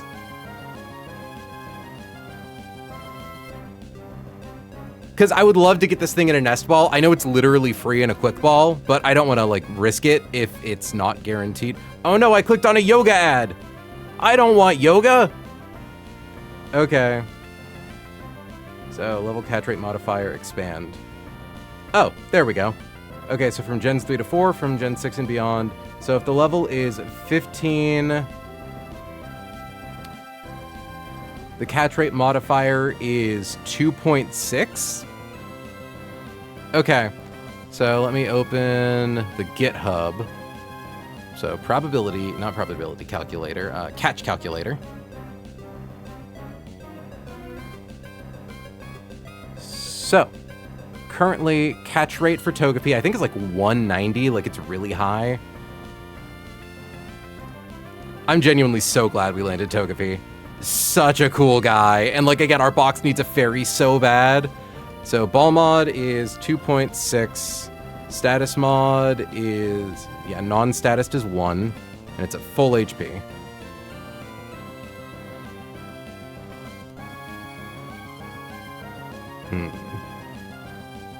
Okay, I think... Yeah, I think I need to use a quick ball in order to guarantee this. Because, like, Togepi, what do you know at this level? Charm, Fairy Wind, Metronome, Sweet Kiss, Life Dew.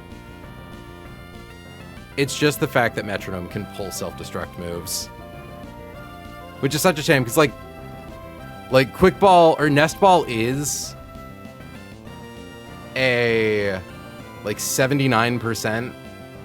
But no, I need to guarantee this friend.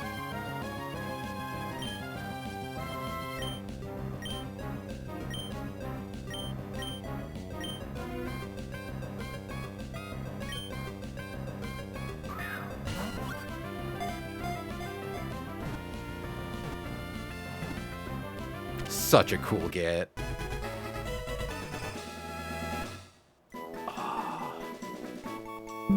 Sorry, I'm sharing this in Discord real quick, even before we see the stats.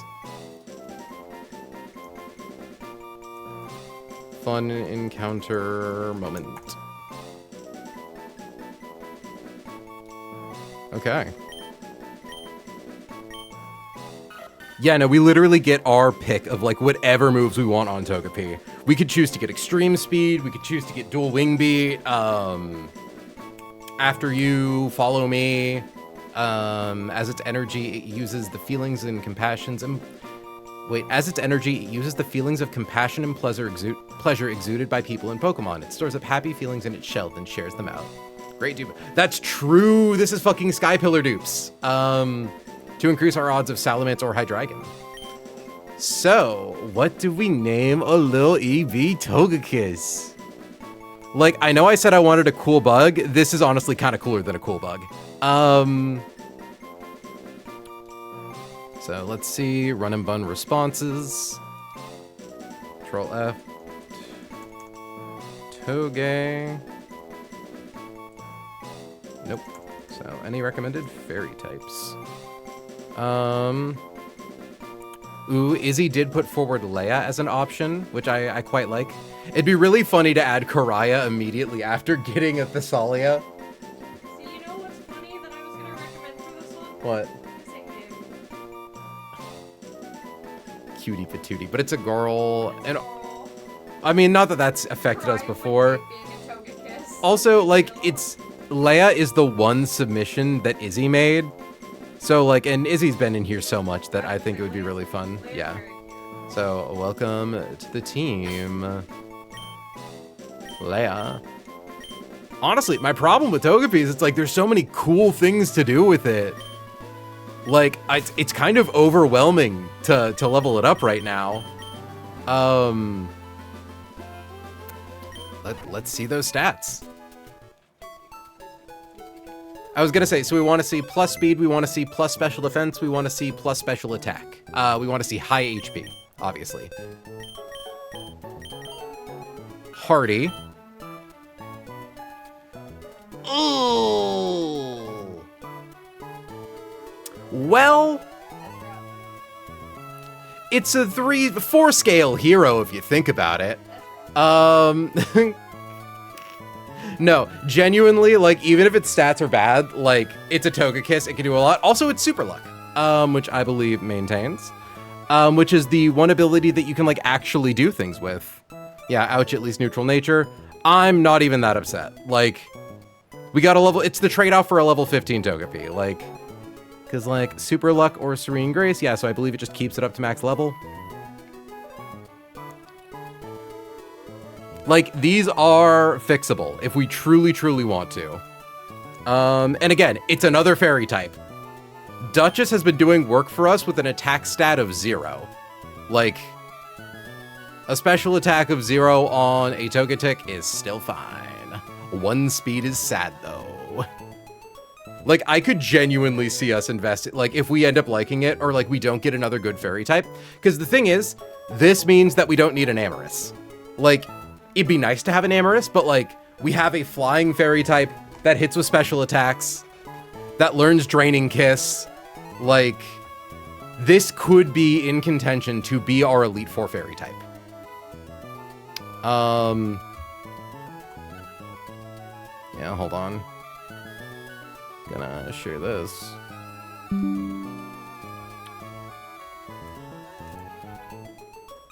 Well, it's the trade off for being able to pick whatever moves I want.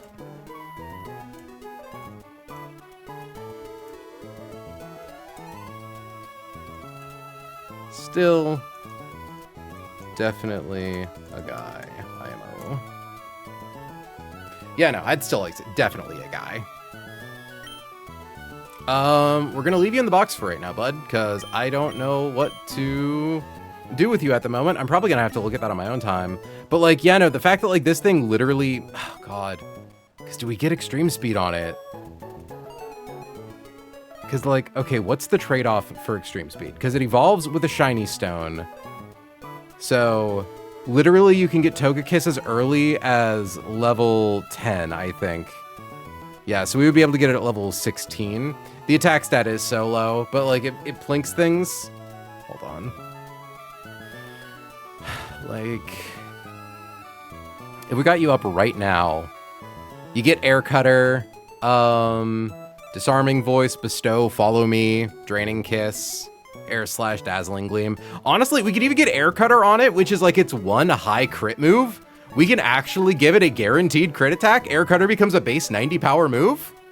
Like a base 90 power fly, given it requires a crit boosting item, but Life Dew is a consideration too. That's true. Yeah, it's, Because I like the idea of extreme speed, but realistically, it's basically the same as quick attack. Yeah, like on this thing. And I don't think priority is worth it on a guy that has so many cool tricks. Because, like, it definitely wants Draining Kiss. It definitely wants Dazzling Gleam. And it definitely, it doesn't need a flying type attack, but I would like to have Air Cutter on it. See, the question is, do I give it Air Cutter or do I give it Air Slash? Because Air Cutter is only better if I'm holding a crit boosting move, or a crit boosting item. That being said, I can give it a crit boosting item. And then it's like, do we go with Follow Me? Do we go with Life Dew? It can learn Psycho Shift, which is really powerful.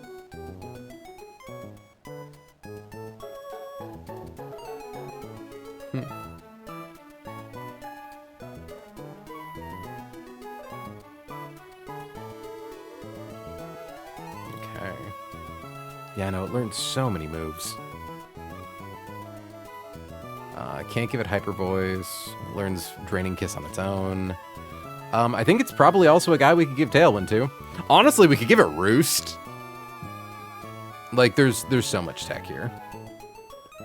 But yeah, I think I like Air Cutter, Draining Kiss, Dazzling Gleam, and another move.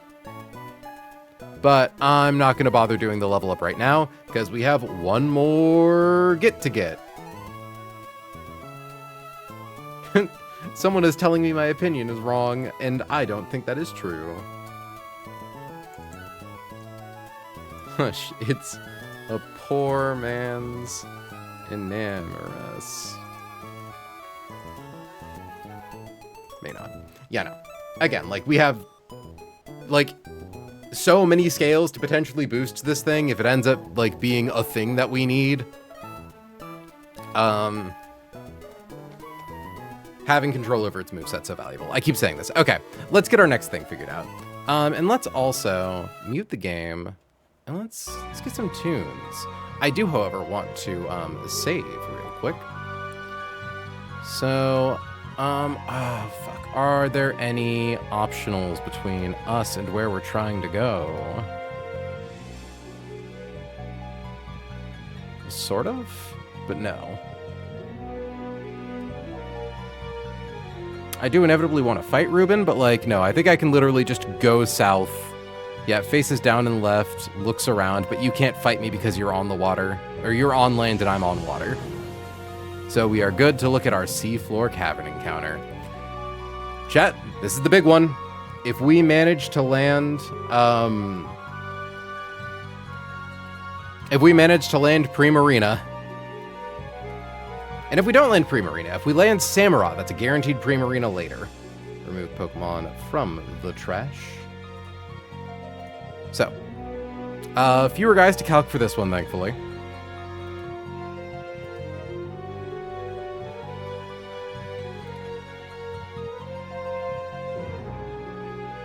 So, seafloor cavern entrance. It's specifically fishing. Huh. Hold on, just confirming in this.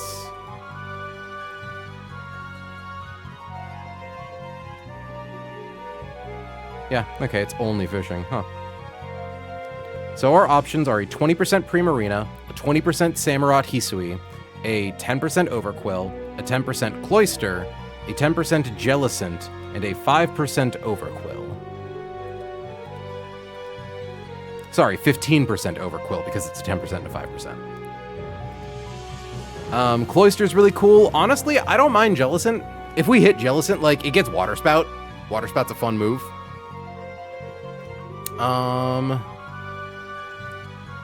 Pre-Marina. At level, and they are level 80 in here, which is a little spooky. Yeah, we immediately get to go to Seafloor Cavern after that. Where we have a chance at Pre-Marina. Yup. So, Pre-Marina, you know, on one hand, it's a shame. On the other hand, it's a blessing that you don't currently have access to Perish Song. Hydro Pump, Moonblast, Flip Turn, Hyper Voice. Pump. Moonblast. Flip Turn. Hyper Voice. And the nice thing is that even if we miss it here, there are still like 2 other routes where we have a decent chance of finding Primarina. Or Samurott.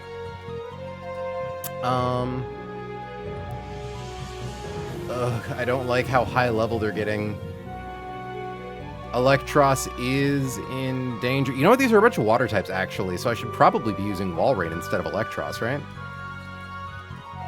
We can't Thunder Wave them, but we can at least get in Super Fang. Okay.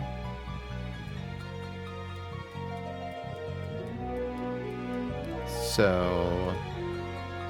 Rosarade's pretty good at bulking Primarina. Torterra's complicated.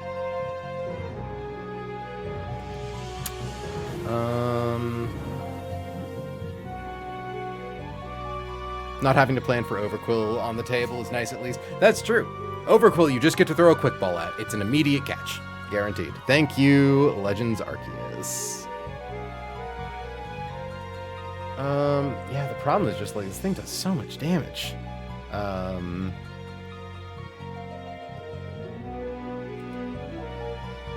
Like, because it's got fairy type moves, so I can't really like. Corviknight, I forget. Does steel resist water? God, like it does, but does it actually? I think Hydro just does a fuckload of damage. Okay, Rosarade's good. Not Altaria. Definitely not Altaria.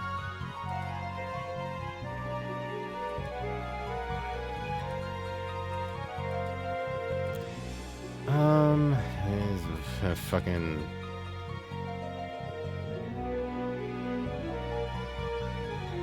Theoretically, Torterra's fine. If we give it a Lepa Berry, it can synth up to PP stall the Hydro Pumps.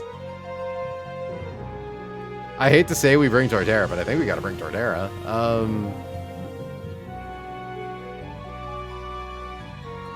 Yeah, I think Torterra with Lepa Berry. It's funny.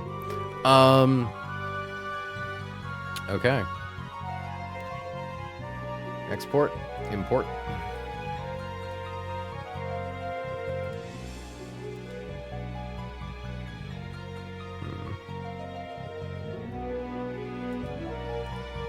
Hold on 1 second.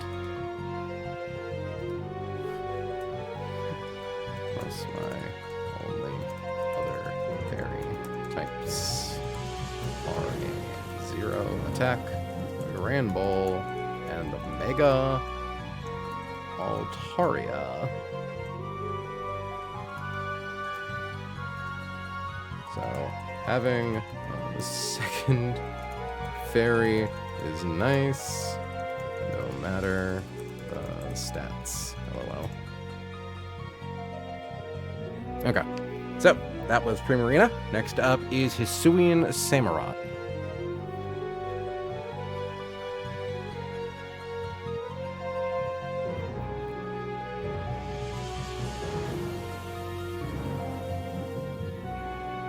Okay. So... Oh, wait, hold on. Did I... Yeah, okay, I did set it to 80. God, they're level 80. So, Samurott, blank set. 80, ability. Torrent. Actually, ooh, Samurott's probably going to be... No, thankfully, it doesn't have a fighting type move yet. It only has water and dark. Which is upside and downside. So, Samurott, Hisu, ability, Torrent. Gets Hydro Pump, Knock Off, Foul Play, Aqua Jet. So, Hydro Pump. Foul Play. Knock Off. Aqua Jet. Just the fact that it doesn't have Sacred Sword, you know? It doesn't even do, like, that much damage, actually, so we could even afford to still give Walrein a Citrus Berry for all of the other potential encounters. Or whatever held item we decide to give it.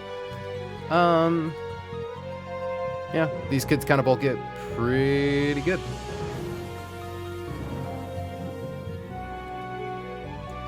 1 second.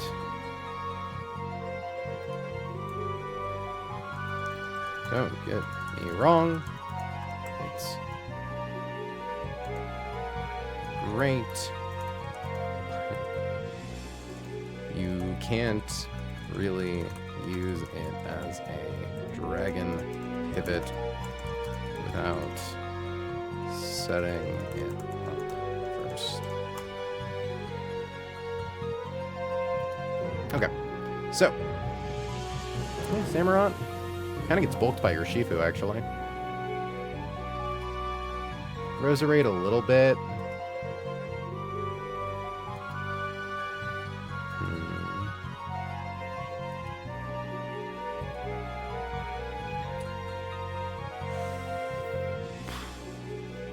I definitely need to make sure that I'm not equipping anyone with anything important when it comes to this guy.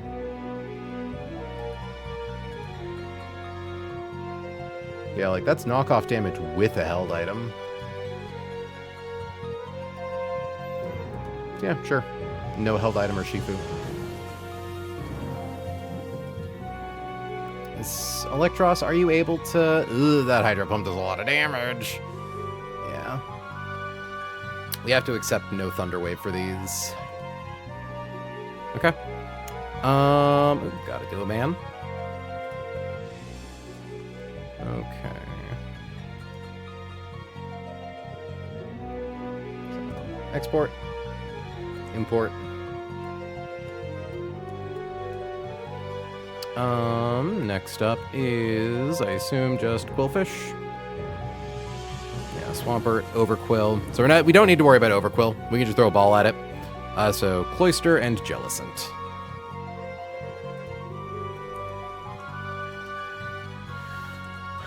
Cloyster, we will assume to have a Skill Link, since Shell Armor doesn't affect us.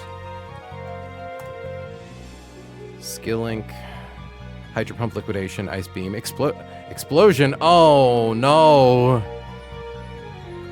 Oh, I didn't know that Cloyster has Explosion. Oh, that's really not good. Oh, that's so not good. Yeah, because, like, okay, Ball Mod times 5. Not 15. 5. Catch rate is 60. Yeah, that's not even a 50% chance to get it with a Quick Ball turn 1. Oh, that's scary. Yeah, so we definitely need... I mean, we're already bringing a Ghost type, but, like, fuck me. We also don't even have, like, a guy who can Encore it. Oh, I don't like this. I don't like this at all. But it's genuinely still kind of worth it. Okay. I assume... So we have Hydro Pump. Liquidation. Ice Beam. Explosion. Yeah, we just bring Basket Legion. Super duper easy answer here. So I assume Walrein just kind of dies to Explosion, yeah.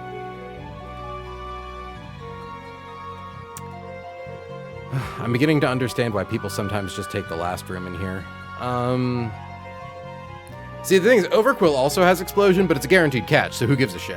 Yeah, Jellicent, Cursed Body.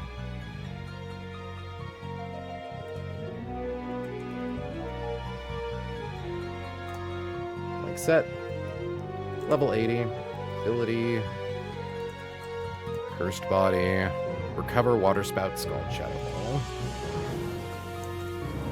Cover. Water, Spout, Scald, Shadow Ball. Yeah. Walrein tanks it super well. Can even Super Fang its HP down, even though it can heal itself. Roserade's also good. Pretty much all of my guys here are pretty fine.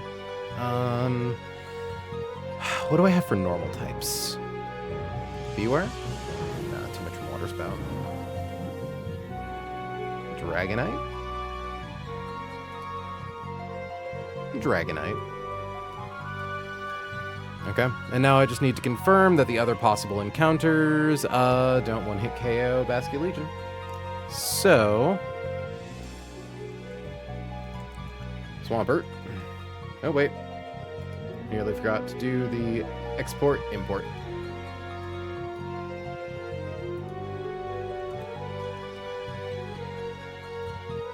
Okay.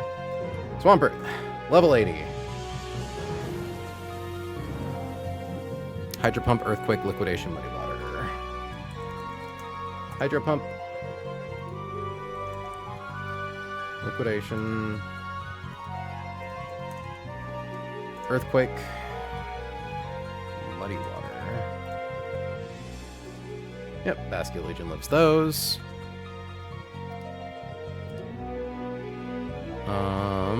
Cloister, Jellicent, Walrein. I think the biggest fear is like freeze dry from Walrein. Actually, Walrein would be really scary. Wait. So, blank set. 80.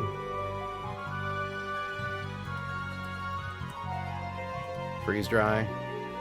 Okay, good. Freeze dry, modest. Good. Doesn't kill Basculegion. That was the thing I was the most scared of. Freeze dry. Surf. Frost breath. And super fang. I think I'm gonna give Basculegion an Asperberry. I don't think being frozen prevents you from fleeing, but I kind of don't want to test it. So yeah. And I guess really quickly, let me look at Samurott Hisui custom set just to see how much knockoff does into all of our guys, assuming they have citrus berries. Export, import. Citrus berry.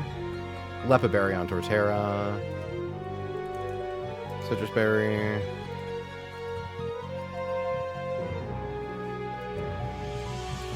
Citrus berry.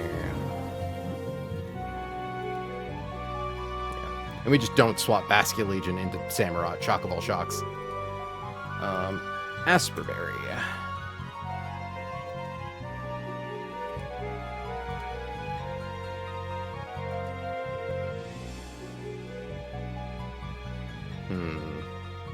Knockoff does a lot to Roserade.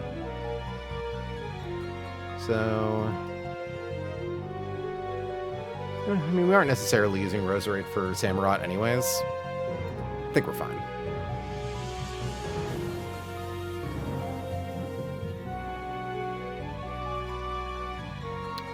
Ooh, you know what? Mega Altaria is actually really good for Hisui and Samurott. Who do I have for Primarina right now? Primarina. Blank set. Custom set. It's mostly Roserade and Torterra. Yeah. Can't really get rid of those two.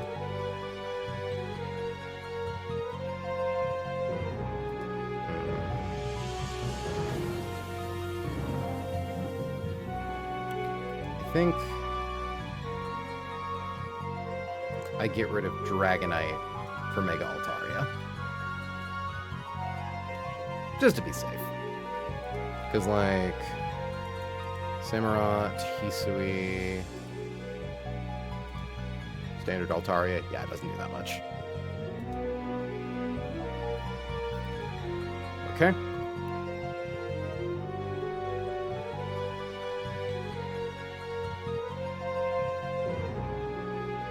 Oop.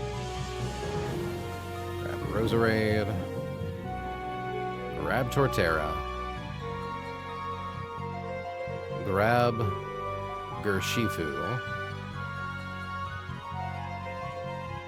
Grab Altaria, grab Basculegion.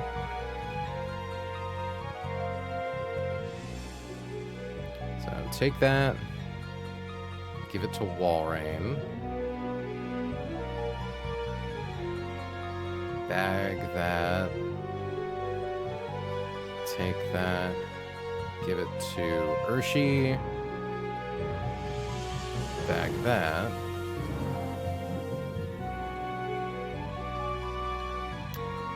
So, Rose also gets a citrus. Turtle gets a Leppa.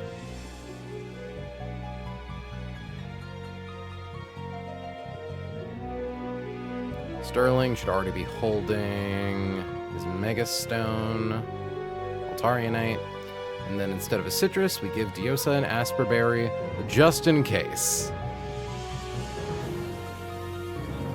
I still think about Newt going, wait, what do you mean freeze dry can freeze you? I think about that a lot. Okay. Time for the next big fun encounter. By which I mean incredibly scary encounter.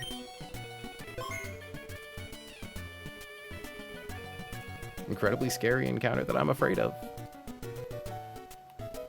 Propellant is deactivated. Propellant is activated. I also, of course, need to make sure that I get there without any unnecessary hardship, but I don't think that is particularly difficult. Yeah, I literally just... Yeah, honestly, I think I can just go underwater and make my way there.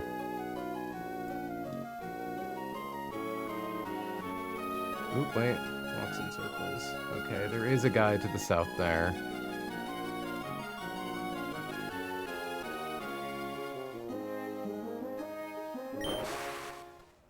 Hold on, I just really quickly want to look at... I don't think I'm going to accidentally fight Isaiah, but I do want to see what his team is.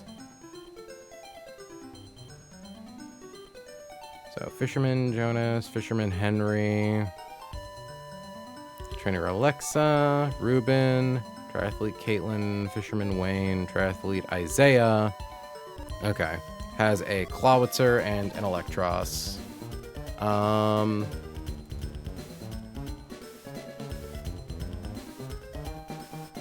Should be fine. Clawitzer, do you have Aura Sphere at this level?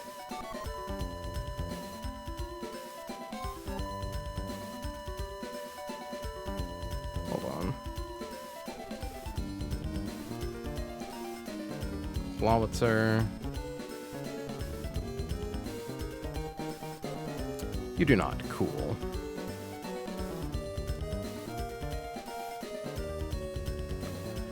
Okay. Should not be that hard to get where I'm going. Should not be that hard to get where I am going. Literally just find you. I think we can just go down. Neat. Like Hannah, I am safe going this way, right? I can just kind of go south. Well, I can't go south there. Making my way back to where I went down from. Okay. Walk down and to the right. Check your map.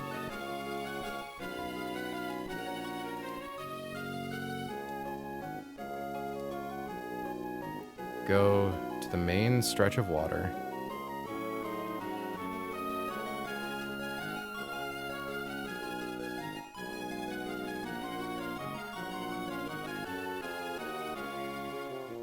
Okay, literally, you're so fine, April. You're so fine. Okay.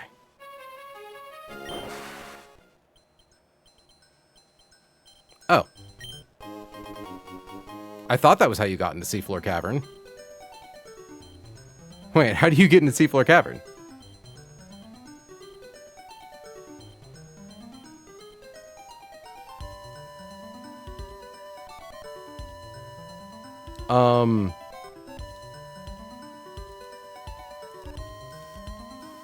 Is it to the right? The ravine you just passed, I believe it connects from there. Oh, okay. Got it. Let me guess. If I look down... Yeah, it's probably, like, right down there. Okay, well, that's good. Means I can just go here. And go down. Ignore my crippling fear of all things.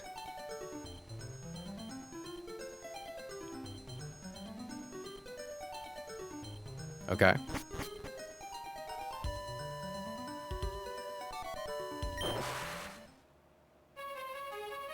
Seafloor cavern entrance.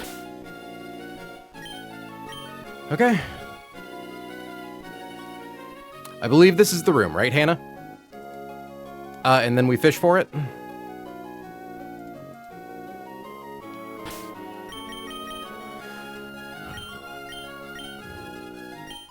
Okay, chat.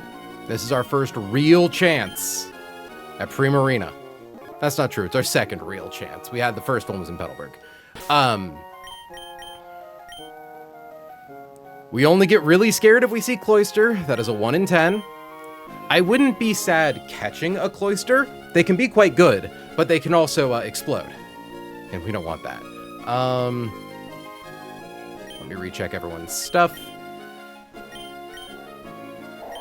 Citrus berry, lepid berry, citrus berry, altarianite, asper berry.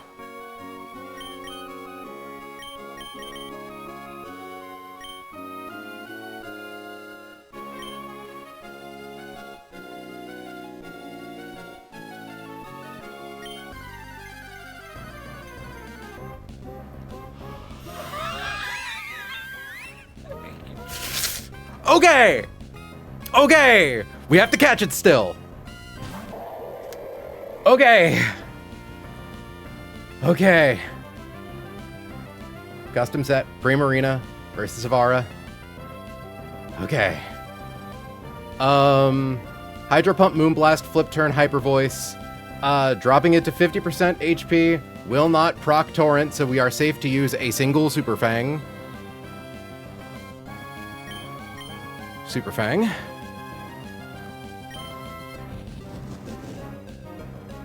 Achomp.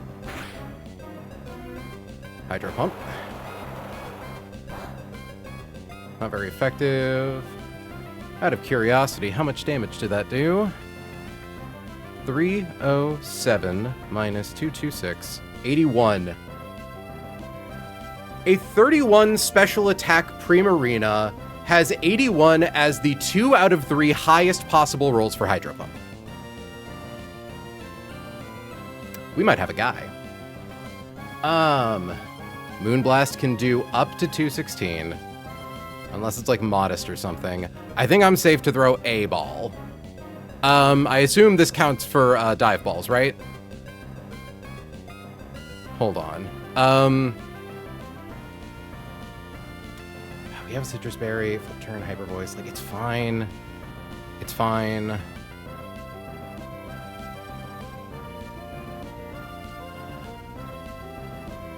I feel like I shouldn't swap to Resurrect yet. Okay. Moonball, Netball, Lork Spawn, Water and Bug type Pokemon, Dive Ball. So I guess I don't know what counts as a Dive Ball, right?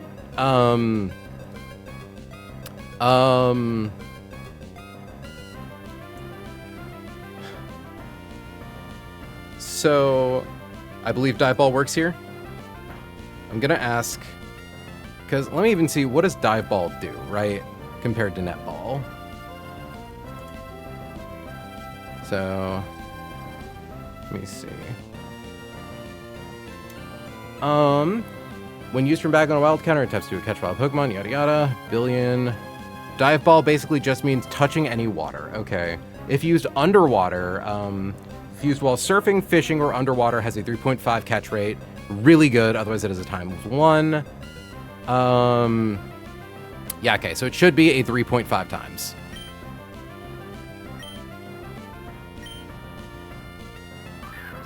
Please. 1, 2, 3. Yes!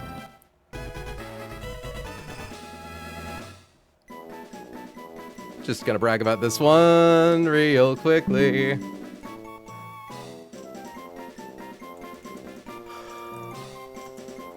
fucking go.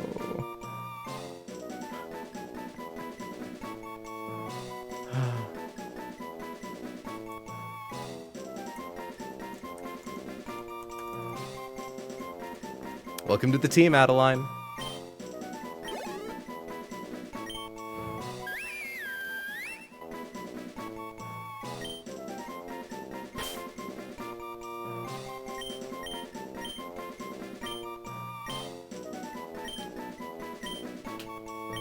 Holy shit. Holy shit, we got Primarina! Oh my god, we got Primarina! That's... Liana, we got Primarina! Alright, chat. Special attack is the thing we care about the most on this thing. I think. Also, it's bulk. But, like, genuinely, it has flip turn and it hits with fairy moves. What more could a girl ask for?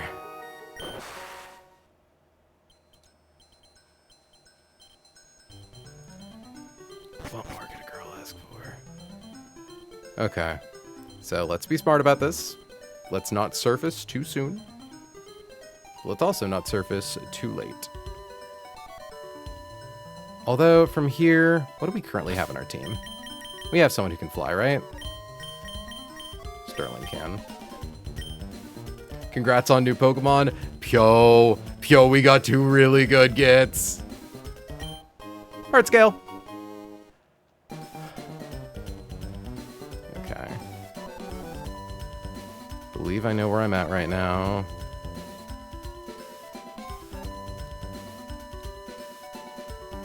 Yeah, okay, if that's about to divide up, we're definitely safe to surface.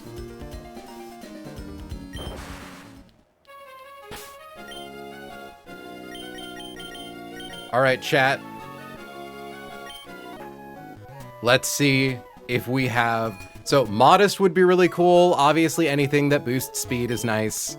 I admit I'm not as familiar with the defense boosting nature, so the only thing I can think of off the top of my head is Modest. But, like...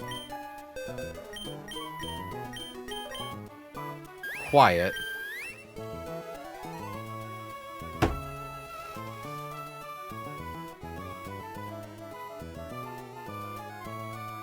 How do we keep doing it? How do we keep doing it? That's fucking crazy. Like, oh, boo-hoo, minus speed. Like, what's Primarina's speed? What's Primarina's speed? Like, really? Like, Primarina's base speed 60. Not really a oh no, my 12 stat points by level 100. Oh no.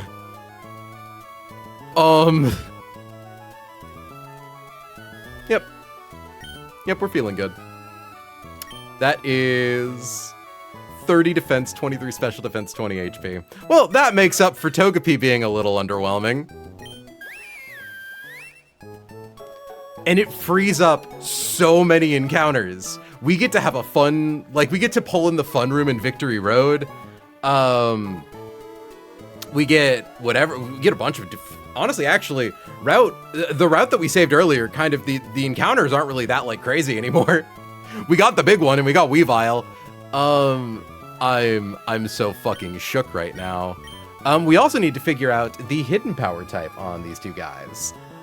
So let's check that real quick. Scripting, hidden power. Hiddens. Okay, so Togepi, flying, hilarious. Primarina, water, hilarious. Well, they exist. Toge D, Togepi. Yeah, like we have an Elite Four team. Pretty much anything we get from roamers, like it's part of an E4 team. Like we've got a really good Slowbro, we've got a really good Sneasler, we've got a really good Shifu, we've got a really good Primarina, and like we have so many other potential guys.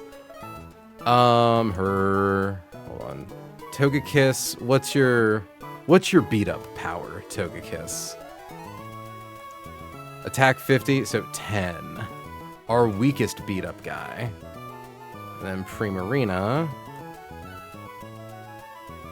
Lemon, OP. Oh, we don't have any Pokemon with P's in their names. Yeah, so, I guess the alternative to having a near-max special attack was to have middling special attack with a plus nature. So that's, pretty cool. Oop.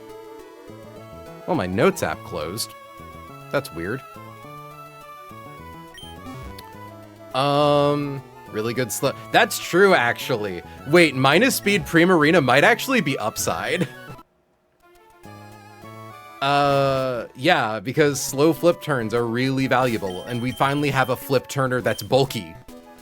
Like, we have the weakest Flygon of all time next to every other Flygon that's ever existed, because apparently all Flygons are dog shit. Barraskewda, made of glass bones and tissue paper. Electrode, where every base stat other than, like, speed is 50 or less. Who else do we have for pivots? No one? No one at all? Chat, we're so lucky. We're so fucking lucky. Yeah, I know. And we got Togepi at such a low level that we get to keep Draining Kiss. So that means we can use our Draining Kiss TM on Primarina. Like, just, it's free. Draining Kiss is the best draining move in the game because it heals you for 75% of the damage done rather than 50. It makes her so fucking unkillable. It's awesome. I'm so glad that we got Primarina before Victory Road because it means we actually get to play with it. Primarina seems like such a cool piece of tech. Genuinely, our box got so fucking juiced. Sneasler into the Urshifu of all time, into fucking Sceptile, honestly. It's not B, but it's still Sceptile. Into Primarina. Into Togepi. Like we really got a solid box refill. That being said, I'm hot and tired, and I want time to calc these seafloor cavern fights thoroughly, intimately, to where I'm not having a fucking panic attack every time I play the game. I actually, really quickly, chat, don't let me forget that I'm doing this, because I am going to boot up the game, and I'm going to save, even though I already saved 1,000 times. I'm going to go into options, and I'm going to go to battle scenes, and I'm going to turn them off. The reason I'm turning off battle animations is because, Seafloor Cavern has permanent Aurora Veil, and sometimes it just breaks the game. It just makes the game crash. So, turning that off now. Don't let me forget next week when I don't suddenly see battle animations happening and I panic like, did I miss? Because it will, as the kids say, spike my cortisol. But yeah. What a fucking stream. That makes up for missing B. That makes up for missing B by so much. Oh, that's great. That's so good. Yeah, our E4's cracked. Like, genuinely, all we need is one good roamer and we're fine. We still have to get there, of course. We still have to beat all of the fights between us and E4, but like we've got the guys. With all that being said, don't have too many folks, so I'm not gonna bother rating. Be back Saturday morning, the usual time slot, to hopefully start doing a couple of the Seafloor Cavern fights. But until then, folks, I'd like to thank you so much for joining us. I have been April, she has been May, you have all been incredible, and I will catch you all in the next one. Have a good night, folks. Ending.